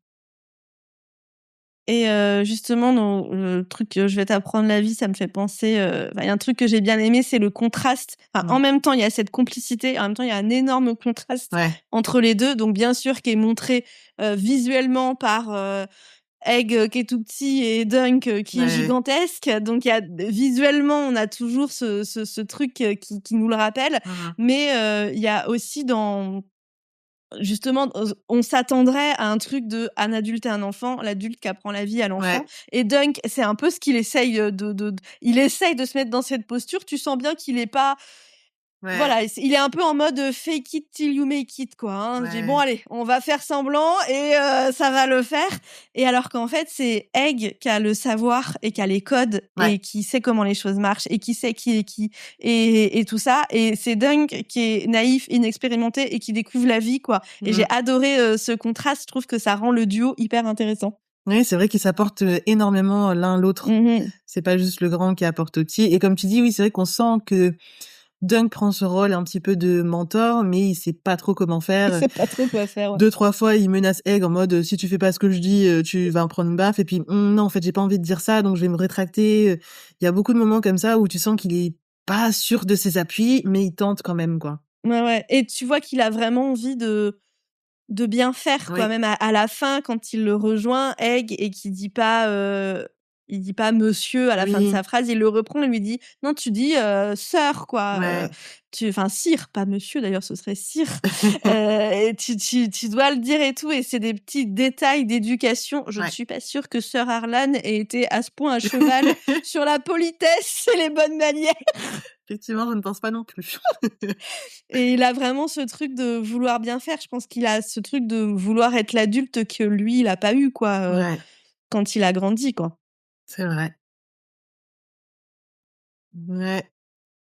Bon, est-ce qu'on a encore d'autres choses à dire, sur ce duo, ou est-ce qu'on passerait pas, aux Targaryens, toute cette famille qu'on a vue arriver au tournoi? Je crois qu'on peut passer aux Targaryens, hein. Allons-y! Qu'est-ce que tu as pensé de ça? Du coup, ils arrivent, en groupe, ils sont Ah plusieurs. ouais. Il y a Baelor, il y a Mekar, Aerion et Daerion. Ouais. Toujours des prénoms pas Heu, possibles. Non, si? Hein?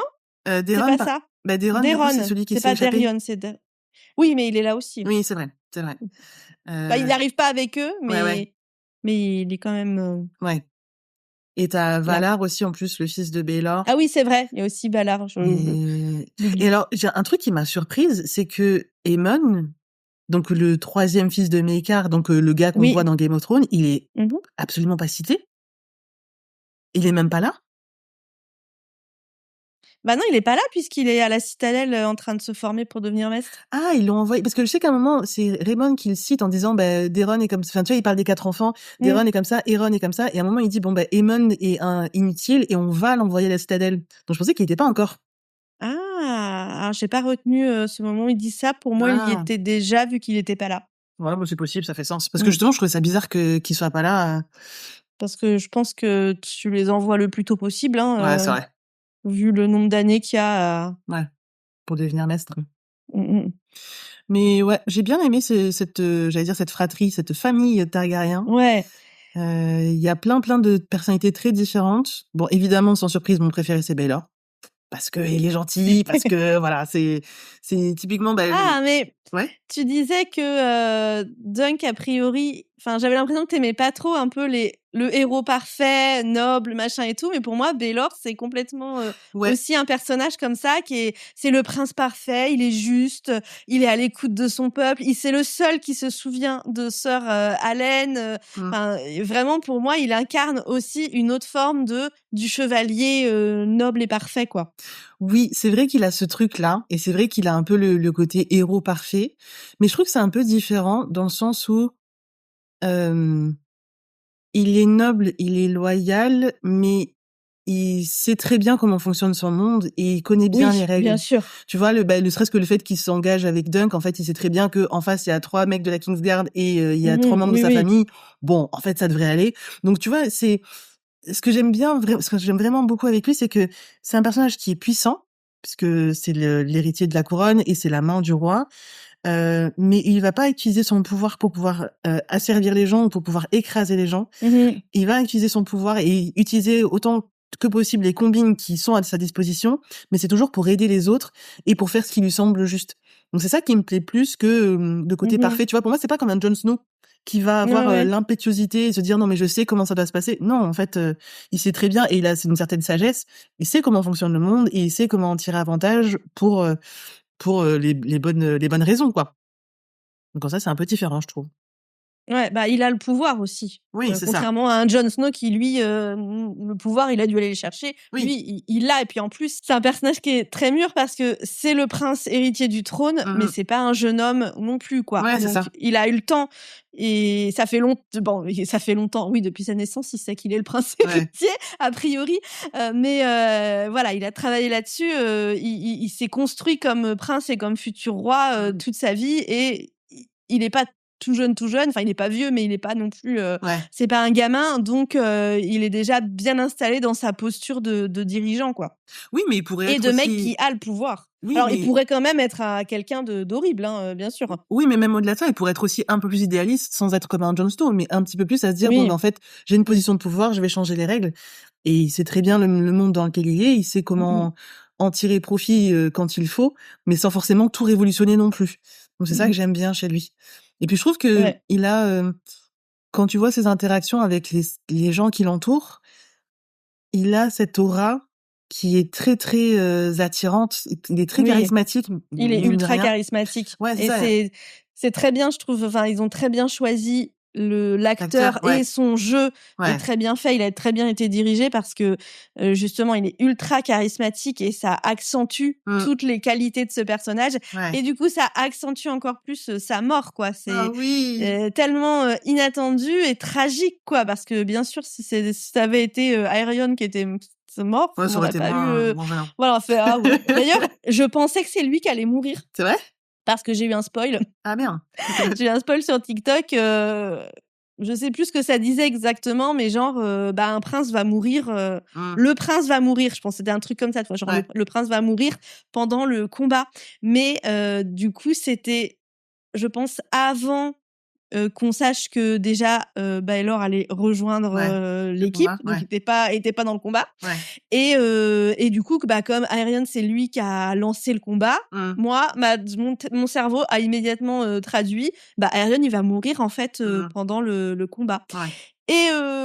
Et du coup, j'ai été complètement surprise. Alors pendant le combat, j'ai complètement oublié que j'avais été spoilé et que je pensais que quelqu'un allait mourir. Et du coup, mais la grosse surprise à la fin, je m'attendais pas du tout à ce qu'il meure, quoi. Ah ouais. Déjà, la surprise de le voir débarquer avec son armure et en plus la musique de Game of Thrones, t'es comme, OK, c'est bon, on y va. C'était génial, ouais. Merci Baylor. Et puis après, effectivement, sa mort, moi, je me souviens avoir senti, tu sais, quand, au moment où il arrive, qu'il voit Dunk et il touche Dunk et puis il vacille un petit peu, même avant qu'il enlève son casque, j'étais comme, ah non, ça y est, il va se Et passer il un dit, truc. je sais plus ce qu'il dit, mais il dit un truc bizarre, genre Oui. aidez-moi, genre je ne vois pas parce que j'ai le casque devant les yeux ou un truc comme ça, alors que. Et il dit que Non. ses doigts, Ouais. ses doigts lui donnent une impression de bois, et donc en gros, on comprend qu'il se sent pas très bien, quoi. Bah oui, Donc oui. c'est vrai que ça a été assez déchirant. Mais d'un autre côté, je pense que si ça avait été un autre personnage, ça aurait été beaucoup moins impactant et beaucoup moins Oui, bah prenant, oui. quoi. Donc c'est logique que ça soit lui. En plus, c'est rigolo parce que c'est le personnage qu'on a adoré quand on l'a vu sauver Dunk et puis juste après, hop, on nous le reprend. Ouais. Ça participe un petit peu à ce qu'on connaît un petit peu de Game of Thrones maintenant, ne pas s'attacher au Tu m'entends? personnage. Donc ouais, j'ai bien aimé, malgré tout. Et qu'est-ce que t'as pensé de son frère, Mekar? Ah, j'aime bien aussi. Mais alors, vibe complètement différente. Très différent. J'ai trouvé Ouais. qu'il était tout de suite très antipathique, Oui. mais tu finis par l'apprécier quand même, quoi. Tu vois un peu qu'il y a de la nuance et. Ouais, c'est vrai que alors c'est typiquement le stéréotype du gars riche qui n'en a rien à faire du petit peuple. Donc il va pas avoir de mal à insulter les gens, à se foutre de leur gueule ou à leur dire écoutez, maintenant c'est bon, quittez la pièce, quoi. Et d'ailleurs, j'ai bien aimé cette scène où je crois que c'est une des premières scènes où on les voit tous les deux quand ils arrivent à Ashford Meadows et donc ils sont chez Lord Ashford. Mekar prend les quartiers dans le château et il fait comme s'il était chez lui. Et c'est Baylor qui lui dit attention, nous sommes des invités ici, donc conduis-toi un petit peu mieux que ça. Donc c'est vrai que du coup, Mekar, ça va être un peu plus le stéréotype du riche un peu méchant. Mais ce qui est chouette, c'est qu'au fur et à mesure, on a un peu plus de couches et on voit qu'en fait, malgré tout, il aime profondément ses enfants. T'en as pensé quoi, toi? Ouais, carrément. Bah, pareil, là, ce que j'ai dit, je trouve que, ouais, très antipathique au début. Mais j'ai bien aimé que petit à petit, il y ait un peu plus de nuances et qu'on voit plus son personnage après la mort de son frère. Parce qu'en plus, du coup, il a aussi le poids de la culpabilité, puisque c'est lui qui a donné le coup qui l'a tué. Ouais. Et oui, cet attachement à ses enfants et que. Bon, il veut quand même aussi essayer de bien faire, quoi. Hein, et j'ai trouvé que c'était un personnage intéressant. Ouais. Et c'est assez surprenant d'ailleurs de le voir, tu vois, par exemple, quand on le voit sur le champ de bataille, quand Aerion se fait défoncer par Dunk et qu'il essaye d'aller à la rescousse de son fils et qu'il crie My boy, comme si c'était un petit bébé. Je trouve que ça l'a rendu instantanément très touchant et ça l'a humanisé énormément. Ou même quand on le voit après coup avec Egg, quand Egg prend la décision d'essayer de tuer son frère. Ben là, c'était beau parce que tu le vois qui réconforte son fils sans même dire un seul mot. Et de ce qu'on a vu jusque-là, on sait que leur relation n'est pas des plus chaleureuses. Enfin, tu vois, Egg dit lui-même qu'il est pas sûr de bien connaître son père. Donc, on peut imaginer que voilà, ils vont avoir une relation peut-être plutôt froide, contrairement à la relation de Baylor et Egg, par exemple. On voit que Baylor a vraiment pris ce rôle de père et il a vraiment ce truc d'éducation de dire non mais en fait là tu vas t'excuser, là tu vas aller servir un verre à Dunk parce que t'as fait du mal entre guillemets. Donc c'était chouette de voir ce Mekar prendre ce rôle-là à bras le corps et se positionner en tant que figure paternelle forte, quoi. Ouais, carrément, ouais. Ouais, c'est un personnage intéressant. On l'a pas vu énormément au final, sauf surtout sur la fin. Ouais. Mais c'est quand même un personnage qui était intéressant. Et puis même, j'ai vraiment aimé de voir une nouvelle famille Targaryen et leur dynamique, quoi. Ouais. Parce que tu vois bien que là, c'est pas une famille qui est dans le conflit énorme comme dans House of the Dragon. Ils sont quand même assez nombreux, comparé à Game of Thrones où ils sont plus que 2. Et en même temps, tu vois bien que c'est pas non plus une famille super épanouie mais ils ont quand même des relations de famille. Ils sont pas à se détester. Et j'ai trouvé ça intéressant de voir cette dynamique qu'ils ont, quoi. Ouais. Oui, et encore là, bon, c'est vrai qu'on en a pas parlé, on voulait parler de l'arbre généalogique. On voit cette dynamique de famille entre eux, donc entre Baelor et Mekar. mais il y a quand même déjà eu un petit peu des problèmes au sein de la famille Targaryen, puisque c'est un petit peu évoqué, c'est un petit peu en filigrane pendant toute la saison. Il y a la rébellion des Blackfyre. Je sais pas si t'as cherché un petit peu là-dessus ce que c'était. Non. Ah, moi j'ai fait des recherches. Alors en gros, donc là nous ce qu'on a, attendez, je vais chercher l'arbre généalogique pour bien l'avoir sous les yeux, pour pas dire des bêtises.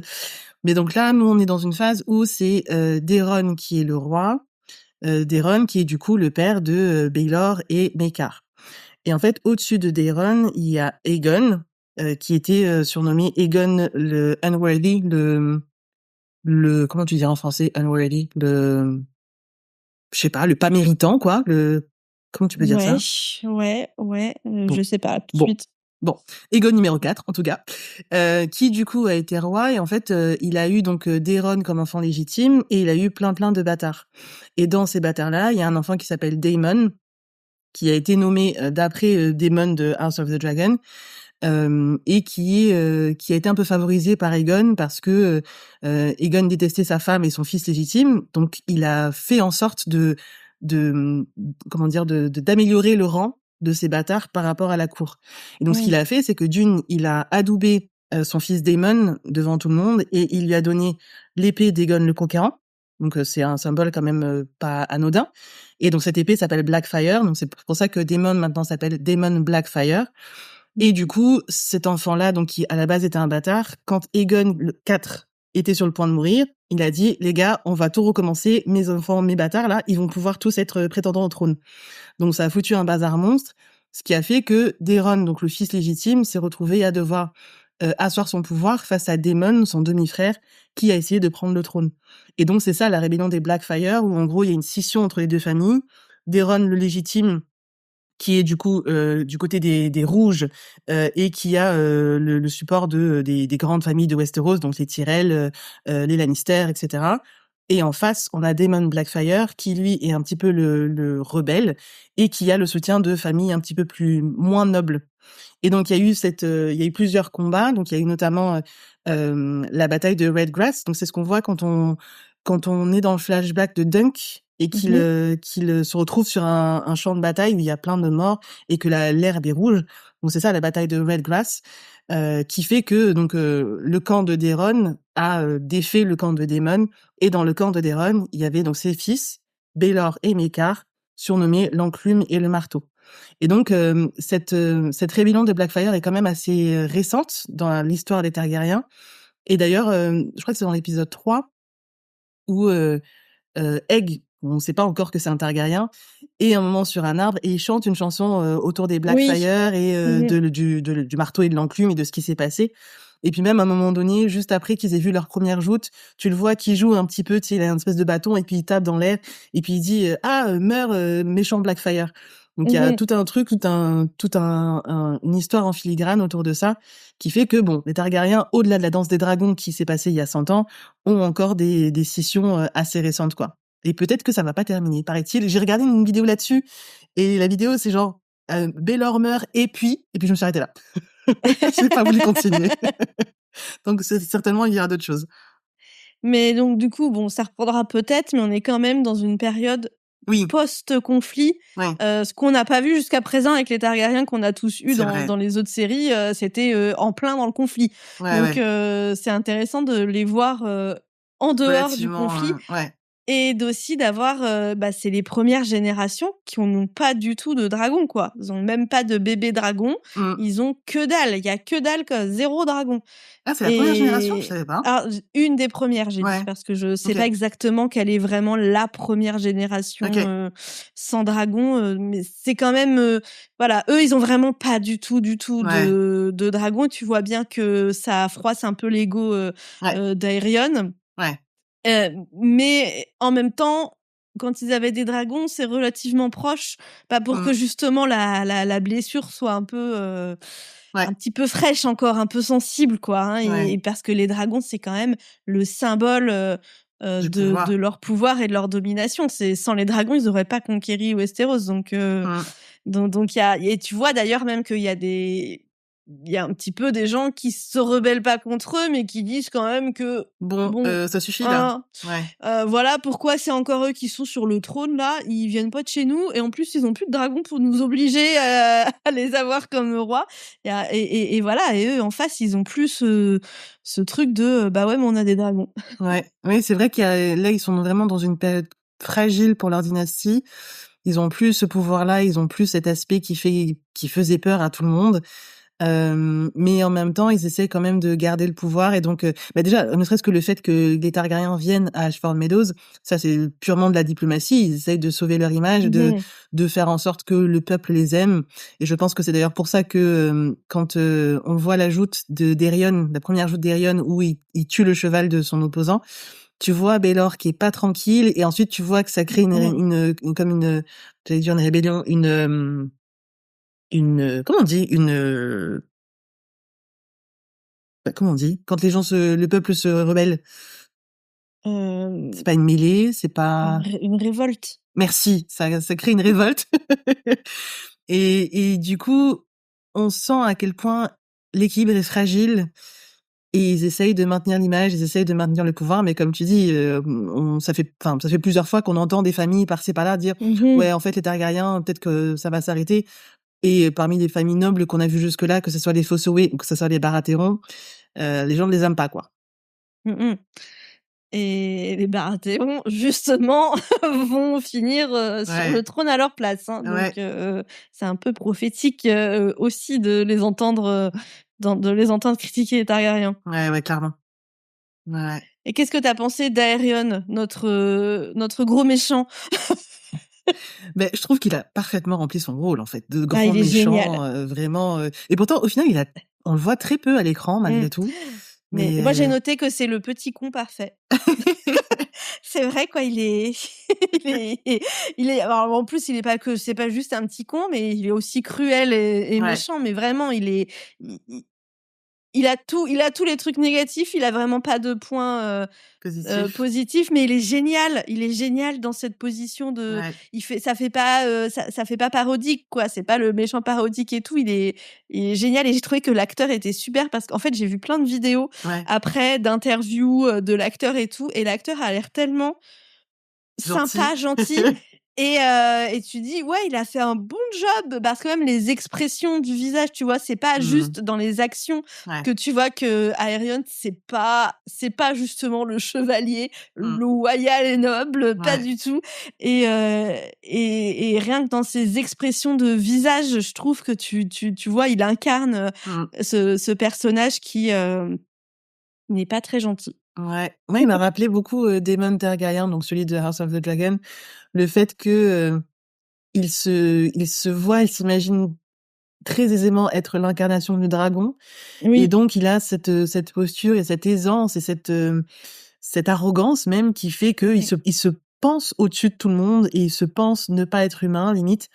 Et c'est pour ça que quand Tamzell fait son spectacle et qu'elle montre la mort du dragon, ça le touche autant de se dire non mais en fait c'est impossible qu'un dragon meure. Et j'ai beaucoup aimé d'ailleurs ce truc-là, même si bon ça mène à ce qu'on sait, mais j'ai beaucoup aimé cette logique-là parce que encore une fois on revient sur la diplomatie et la logique de dire non mais en fait même si c'est un spectacle, même si c'est du divertissement, il faut que notre image ne soit pas ébranlée et il faut qu'on garde ce pouvoir-là et qu'on reste vainqueur, quoi.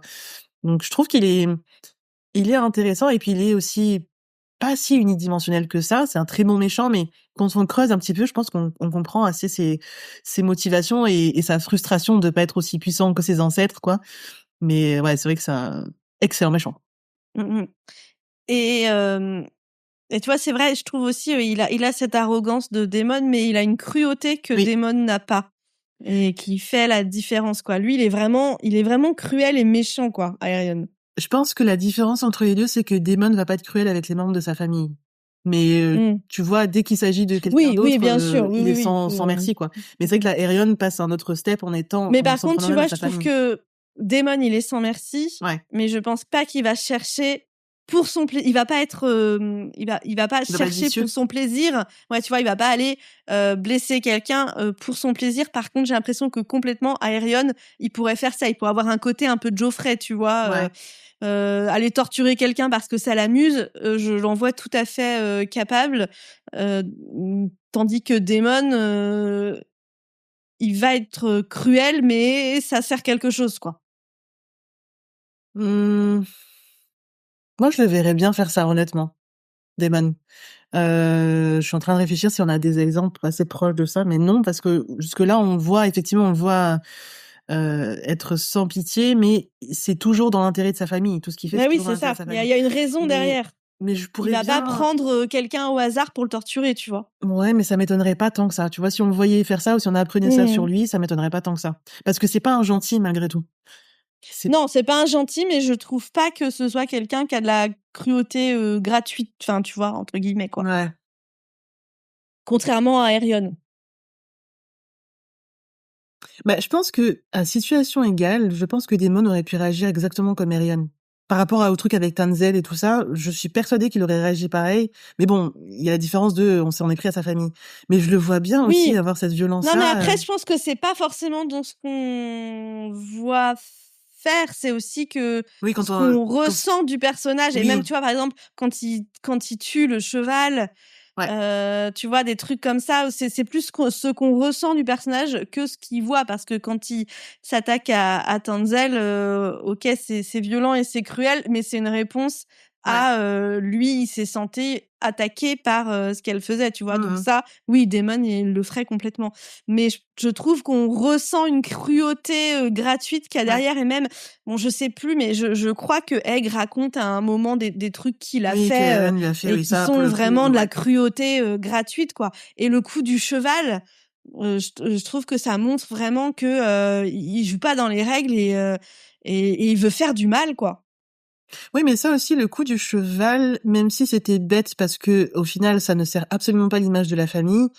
Pour moi, la logique, c'était encore une fois, enfin, du point de vue d'Aerion, je veux dire, c'est le fait de dire, bah, il faut que je gagne à tout prix. Et donc, si je dois gagner comme ça, je vais gagner comme ça parce que j'ai l'honneur de ma famille sur le dos. Oui. Donc ça, pour moi, c'est pas de la cruauté gratuite. Après, c'est vrai que quand tu vois ce qu'il fait à Egg, là, c'est un autre niveau. Mais pour moi, le truc du cheval, c'est vraiment la logique de l'image et il faut que je gagne et il faut que ça soit spectaculaire. C'est juste que bah, il a pas la sagesse de dire non, mais en fait, il faut que tu gagnes à la loyale parce que tout le monde te regarde et parce que on a une image à garder, quoi. Bon, je vais pas continuer parce que je crois qu'on va tomber encore dans une Ouais. spirale où on n'est jamais Ok. d'accord. Ok. Et alors, Daeron, bref. On l'a pas vu beaucoup, hein. C'est Ouais, on celui n'a pas qu'on vu a vu le grand-chose. moins possible, mais j'ai trouvé qu'il était quand même touchant. Ouais. Enfin, tu vois sa douleur, quoi, parce que c'est un dreamer. Enfin, il a des visions. Ouais. Les Targaryens, ils ont des visions comme Elena dans House of the Dragon, Ouais. et ça les bouffe, quoi. Et lui, apparemment, c'est vraiment quelqu'un qu'en plus qui a des visions très très fortes et très très claires. Ouais. Et donc il picole et tout, c'est parce que il faut qu'il oublie, quoi. Ouais. Et je trouve que même si on le voit pas beaucoup, on ressent vachement ce désespoir et on voit qu'il est un peu à bout, le pauvre, quoi. Oui, on le voit quand il parle à Dunk avant et après la bataille, parce qu'effectivement, on sent que, comme tu dis, il a le poids de ses visions, il a le poids de ce don qu'il n'a pas demandé, qui ne l'aide pas. Il y a aussi le poids de, en fait, je suis l'aîné de ma famille, donc ça veut dire que j'ai l'honneur de ma famille sur le dos, même si son père est, je vais dire quatrième, non, il est un peu plus que quatrième en succession, donc Daeron en soi n'est pas non plus l'héritier, mais il y a quand même cette logique d'héritage et Mekar lui met la pression et donc tu sens que c'est pas un bagarreur, il a pas envie d'aller prendre une lance et tuer des gens, il a même peur de ça, mais il se retrouve obligé de le faire et donc la seule solution c'est de s'échapper, quoi. Donc c'est vrai que c'est touchant. Ouais. Et tu vois en plus que c'est un peu la déception de son père, donc il y a tout ce truc de il est exceptionnel malgré tout parce qu'il a ses visions et donc en soi c'est pas tous les Targaryens qui ont ça, mais aux yeux de son père c'est une déception et ça changera pas, quoi.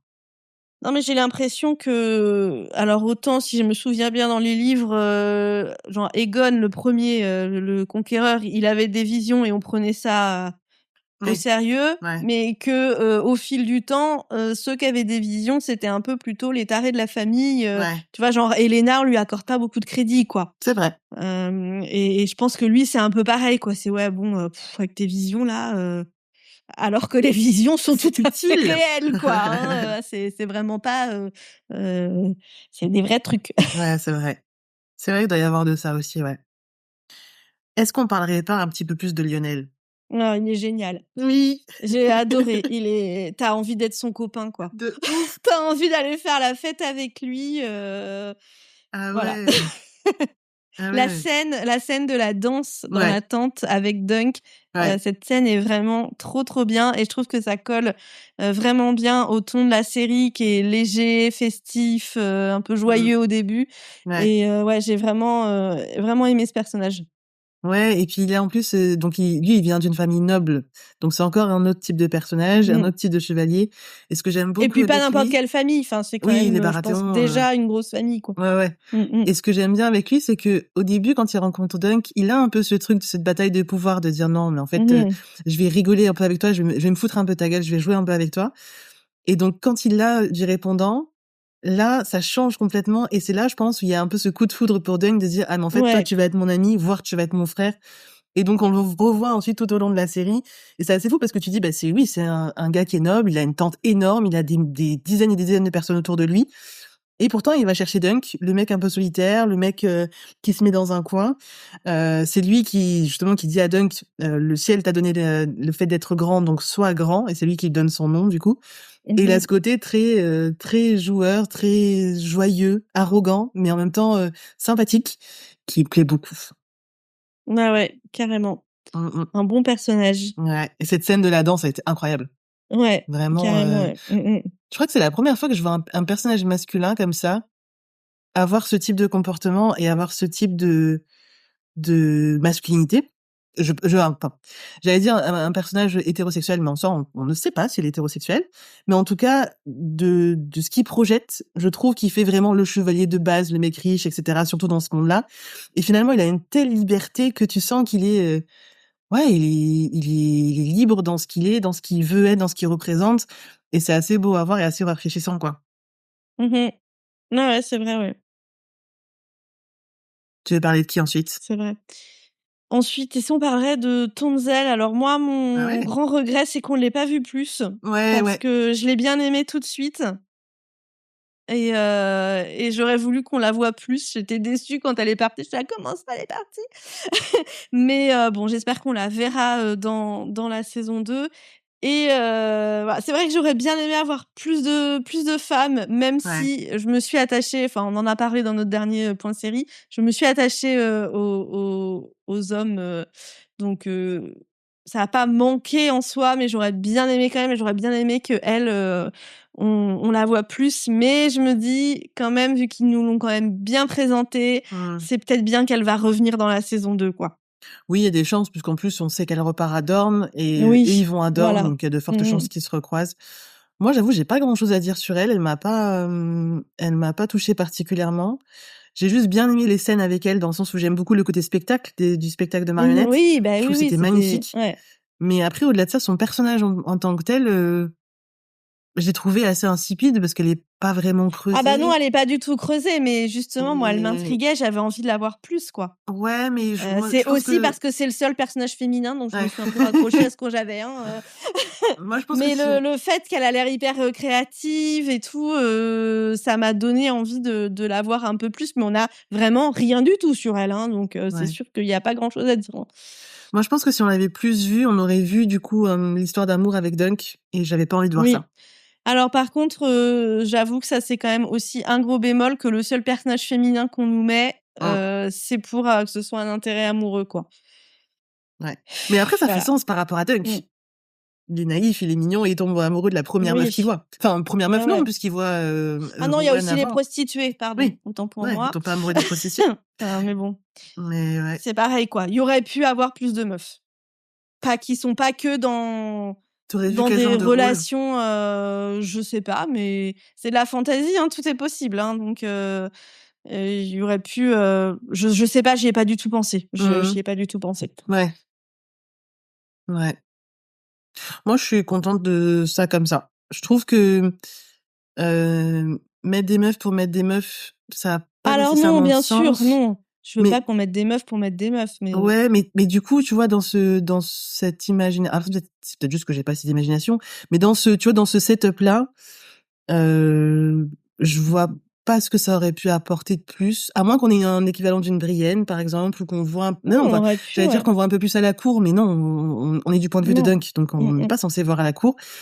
Et pour le coup, tu vois, même s'il y a très peu de personnages, moi j'ai beaucoup aimé le personnage de Rowan et les différentes interactions qu'elle a avec Dunk. Oui. Je trouve que même si, ok, c'est une prostituée, ben, il y a quand même, ça fait sens, je trouve, qu'elle soit prostituée, justement, parce qu'il y a tout cet échange qu'ils ont l'un avec l'autre, où elle fait le parallèle entre la chevalerie et la prostitution, de dire, ben, en fait, dans les deux cas, on prend notre corps et on vend notre corps pour l'amusement de plus riches. Donc, je trouve que ce parallèle-là faisait sens, et je pense que ça aurait eu moins de profondeur et moins d'impact si ça avait été une noblesse, oui, une noblesse, ou encore quelqu'un d'autre, quoi. Oui, après, je dis pas qu'il aurait fallu enlever les prostituées. Je suis pas du Mmh. tout contre le fait qu'il y ait des prostituées. Ouais. C'est juste que les seules femmes qu'il y a, elles sont dans des relations amoureuses ou sexuelles avec les hommes, quoi. Tu vois, il y a Ouais. pas de femme qui se tient toute seule sans les hommes, quoi. Tu vois. Ah oui, c'est vrai que là, le test de Bechdel, ça passe pas. Clairement. Voilà. Donc c'est ça qui me manque un peu, mais après c'est pas Ouais. un défaut énorme et j'ai pas prévu d'en débattre pendant 10 ans. J'ai noté rien du tout dans mes notes sur le sujet, tu vois. Hein. Ouais. Ouais. Donc toi, t'as envie de voir plus de Tanzel la semaine prochaine. J'aimerais La bien, saison prochaine. j'aimerais bien qu'on la revoie, ouais. Ouais. Est-ce que t'as des impressions sur Rafe, la pote de Duncan, quand on voit le flashback? Ah oui. Écoute, bah non, j'avais déjà pas retenu son prénom, donc Ah, ok. elle m'a pas marqué plus que ça, quoi. Ouais. Qu'est-ce que toi t'avais à dire dessus? Bah, juste, je pense que quand on voit Rafe, je pense que ça explique aussi pourquoi Dunk tombe aussi facilement amoureux de Tanzel. Parce qu'il y a un petit peu, bon, évidemment, elles sont toutes les deux métisses, mais au-delà de ça, je trouve qu'il y a un petit lien entre les deux personnages et la manière dont comment dire, dont il parle d'elle, de Rafe, ça laisse penser qu'il y a encore un lien avec elle. Tu vois, quand il parle avec Egg et qu'il dit, bah, les gens disaient que j'étais stupide. En fait, après coup, tu vois qu'il fait référence à Rafe. Et quand tu vois leur relation l'un avec l'autre où ils sont que tous les deux et ils sont amoureux l'un de l'autre, mais c'est pas vraiment une relation amoureuse en tant que telle. Je pense qu'il y a un petit lien entre les deux. Peut-être qu'il va y avoir une espèce d'écho. Je sais pas, on verra. Peut-être, on verra. Ensuite, de quoi on parle? Est-ce qu'on parlerait pas des scènes d'action? Allez. C'est quoi Vas-y. ta scène d'action préférée? Bon, je sais pas si j'ai vraiment une scène d'action préférée. Ouais. Mais alors j'ai bien aimé le début du tournoi où c'est très dynamique, c'est très et ils font carrément de la voltige, quoi. Il y en a un qui tombe de son Ouais. cheval qui se remonte. Ça, je trouve c'est toujours très beau ces scènes. Et après, bien sûr, la grosse bataille. J'ai adoré le point de vue depuis le masque.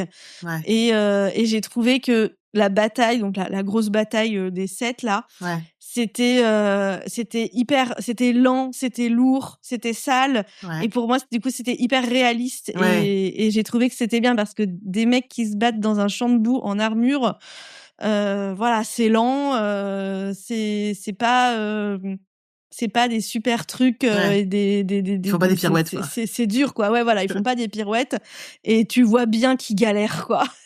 Et j'ai bien aimé ce réalisme. Ouais, c'est Et vrai toi? que je suis tout à fait d'accord avec toi. C'est vrai qu'on voit rarement ce genre d'éléments dans une scène d'action au cinéma ou dans les séries télé. Le seul autre exemple qui me vient, c'est une scène qui m'a beaucoup marquée. Je sais pas si tu as vu Atomic Blonde? Non. Incroyable ce film avec Charlize Theron, et donc elle joue une espionne. Et donc t'as une scène un peu de combat où elle se retrouve face à un adversaire, quoi, et ils se battent dans un escalier. Et c'est la seule fois de ma vie, je crois, que j'ai vu ce genre de combat où tu vois qu'ils se battent l'un l'autre, et puis au bout d'un moment tu vois qu'ils sont fatigués, et puis chacun va d'un côté, ils reprennent leur respiration, et puis ils reviennent et ils continuent à se battre.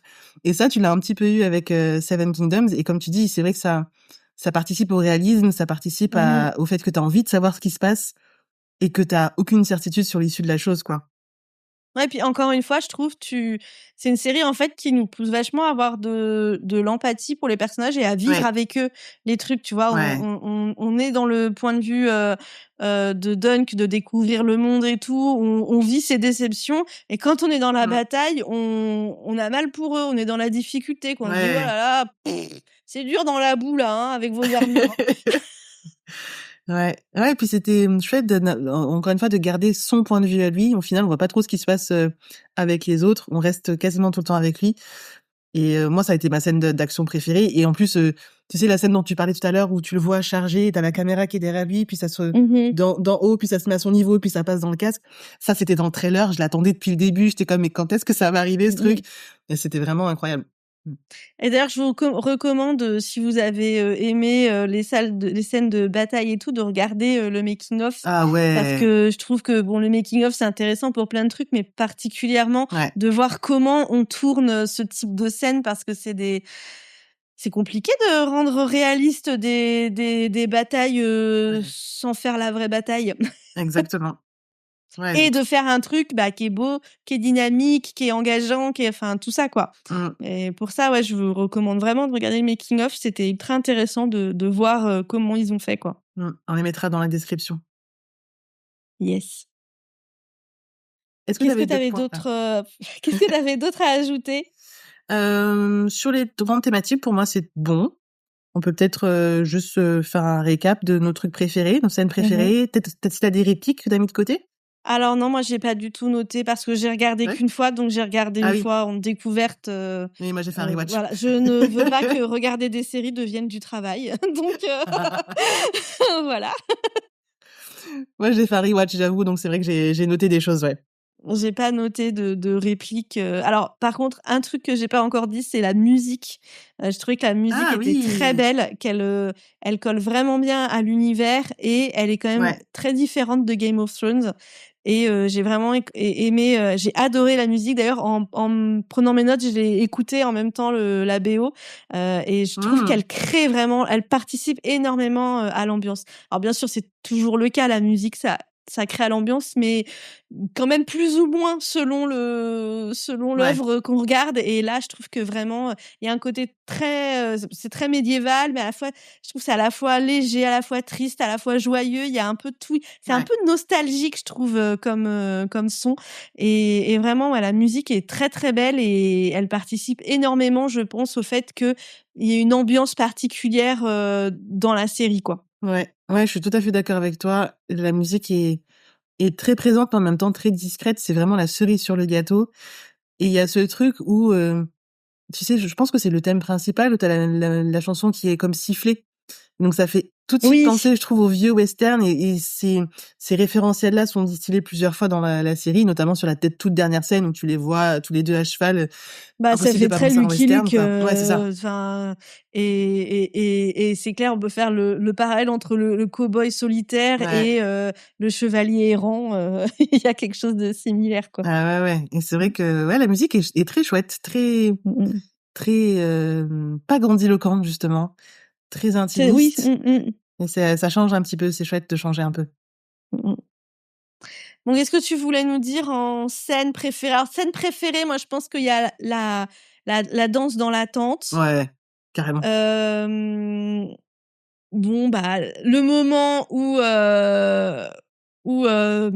j'ai oublié son nom, Baelor rejoint Oui. et qu'il y a La le musique de Game of générique de Thrones. Game of Thrones qui se met. Ouais. Et puis la bataille finale, quand on voit le champ, que c'est de la boue, il y a de la brume et tout. L'ambiance, moi j'adore quand il y a de la brume. Ouais.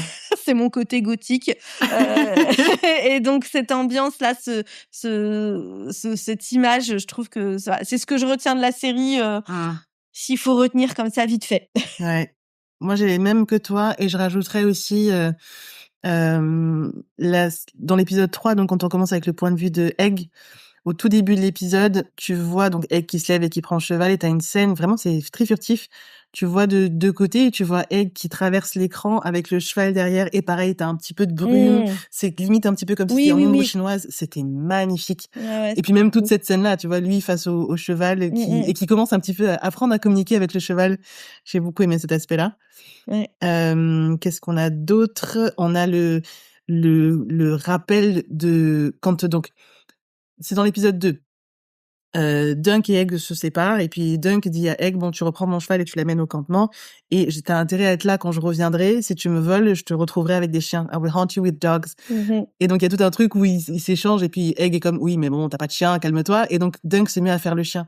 Et puis ensuite t'as le rappel de cette scène quand ils se disent adieu juste avant le combat et donc ils sont pas sûrs de se revoir, et là t'as Egg qui se met à faire le chien et c'est un truc tout bête mais je trouve que c'était très touchant.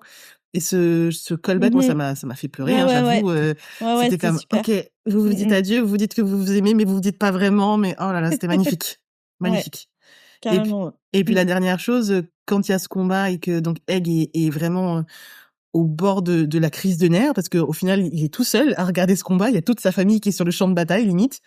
Et donc, il y a ce moment où Dunk tombe, on a l'impression qu'il est mort.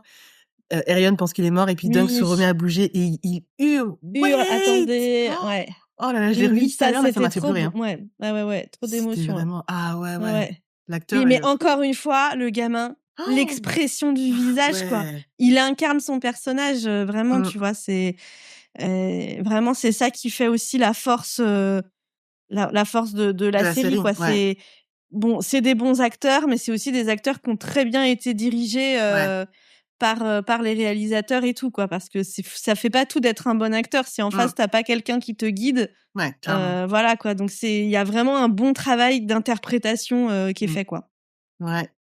Et parmi les répliques, bon, j'en ai noté plusieurs, mais je pense que celle qui m'a le plus marqué, bon, j'en ai peut-être 2 qui m'ont le plus marqué. Il y a déjà, bon, c'est pas vraiment une réplique, mais c'est le get up qui revient souvent. Sir Harlan qui dit ça à Dunk quand il est à terre, que ça soit dans le flashback ou pendant la bataille. Dunk qui le dit à Baylor aussi, Egg qui le dit à Dunk. Enfin, c'est un truc qui revient souvent, le get up, lève-toi, bats-toi, continue, quoi. Et c'est un peu un double sens dans le sens où, bon, évidemment, c'est juste lève-toi et reprends vie. Mais il y a aussi ce truc de continuer à te battre, même si t'as de l'adversité, continue à te battre et relève-toi, quoi. Donc ça, j'ai beaucoup aimé. Et puis le dernier truc, all men are knights, all men are fools when women are concerned. Donc tous les hommes sont des chevaliers et tous les hommes sont des idiots quand il s'agit des femmes. Ça, c'était très parlant, très simple, mais en même temps très parlant, et c'est très on point entre guillemets, très juste. Quand tu vois un petit peu globalement la série et quand tu vois un peu tout ce qui se passe, mais t'as toujours un côté chevaleresque ou un côté un peu fool, un peu idiot, que ce soit avec les femmes ou que ce soit même en général, quoi. Donc je trouve que ça résume bien la série. Ouais, complètement, ouais. Tout à fait. D'accord avec toi. Cool, j'aime bien quand t'es d'accord avec moi. Bon, est-ce qu'on a dit tout ce qu'on avait à dire sur A Night of the Seven Kingdoms? Bon, non, je crois on aurait bien. sûrement encore des choses à dire, hein, mes enfants, mais bon. A Night of the Nine Kingdoms. Oui. Cette petite révélation. Moi, je crois que c'est tout. J'ai vu un petit peu tout ce qu'il y a sur la liste, je pense. Évidemment, il y a encore 3 millions de choses qu'on pourrait dire, comme bien tu dis. sûr, mais bon. On aurait pu continuer, mais on est pas mal, là. On est pas mal. Bon, en tout cas, on attend avec impatience la saison 2. Et alors, je n'ai aucune idée si cette information est vraie parce qu'elle me pop juste là dans le cerveau. Ouais. Mais je crois avoir entendu dire que ce serait l'année prochaine, la prochaine saison. Que c'était déjà soit tourné, soit en cours et que on va pas nous faire attendre 150 ans. En même temps, quand on tourne avec un enfant, s'ils veulent avoir... alors après, s'ils veulent faire plus sa vie, il va grandir très bien, mais s'ils veulent faire plus de moments où ça se passe là quand il est enfant, faut pas qu'il traîne trop, donc tant mieux pour nous. Ouais. Effectivement, ouais, ils sont en plein tournage là en ce moment. Donc effectivement, on a de bonnes chances d'avoir la suite l'année prochaine, ce qui est incroyable. Trop hâte. Trop bien. Bon, rendez-vous dans nos points séries, pas le prochain, mais les prochains, pour avoir les actus qui sortiront d'ici la prochaine saison. Et en attendant, qu'est-ce qu'on va avoir bientôt? House of the Dragon. House of the Dragon qui arrive au mois de juin. Ouais. Oui. Pareil, on fera un épisode spécial. Bah oui, on vous en reparlera en long, en large et en travers. Qu'est-ce qu'on a dans le prochain épisode, Chloé? Dans le prochain épisode, on continue notre rewatch de Buffy. Ah oui, trop bien. Épisode 11. On arrive à la fin de la saison 1. Ouais. Ah, c'était un chouette épisode en plus. On a plein de belles choses à raconter. Carrément. Ouais, très bien. Donc, on a hâte que vous l'écoutiez. Exactement. Et bien sûr, en attendant, si vous avez quelque chose à nous dire, vous pouvez nous envoyer un mail à blablasérie avec un s.podcast@gmail.com et aussi nous retrouver sur tous les réseaux sociaux, blablasérie avec un s toujours .podcast sur Instagram, TikTok, Pinterest et YouTube. Bon, Pinterest est ouvert, mais toujours pas Oui, alimenté, mais ça va venir, monsieur. Ça va venir, ça va venir. Allez vous abonner, ça encouragera Nat. Exactement, voilà, merci. Parce que pour l'instant, la seule abonnée, je crois que c'est moi. C'est vrai? Je me suis abonnée, moi, en tout cas. Merci. Où est-ce qu'on te retrouve? Moi, on me retrouve sur Substack. C'est Chloé Chenet, CHLOE-CHENAIS. Et mon espace sur Substack s'appelle La Chronique. Et toi? Et moi, vous pouvez me retrouver sur Threads @Tuto Pinterest, TITOS Pinterest, où on parle de séries, de films, et on échange un petit peu sur la pop culture. Comme son nom ne l'indique pas, je ne parle pas de Pinterest sur Threads. Je vous le rappelle pour la 53e fois. Et bien sûr, si vous aimez notre podcast, laissez-nous 5 étoiles sur votre plateforme d'écoute, ou laissez-nous un commentaire. Enfin non, pas ou, faites les deux. Tant qu'à faire, merci. Voilà, avant d'enregistrer cet épisode, on travaillait sur la planification un peu des épisodes qu'on va faire dans les prochaines semaines. Et c'était très dur de se restreindre à un épisode par semaine. On est raisonnable parce qu'on sait qu'on ne peut pas vraiment en faire plus. On aimerait en faire plus, mais donc, mettez-nous des étoiles. Comme ça, ce podcast va devenir une référence incontournable. Et ça nous rapportera de la thune. Et on pourra fera faire tous les épisodes. Oh, la vie, voilà. Ça serait tellement bien. Donc, allez-y, likez. Merci. Et en attendant, on se dit à la semaine prochaine. À la semaine prochaine. Et merci de nous avoir écoutés. Et c'est toujours cool d'avoir des retours, des petits mots, des machins. Donc, c'est vraiment très cool. Merci à vous de nous suivre. Et à la semaine prochaine pour de nouvelles aventures. À bientôt. Ciao.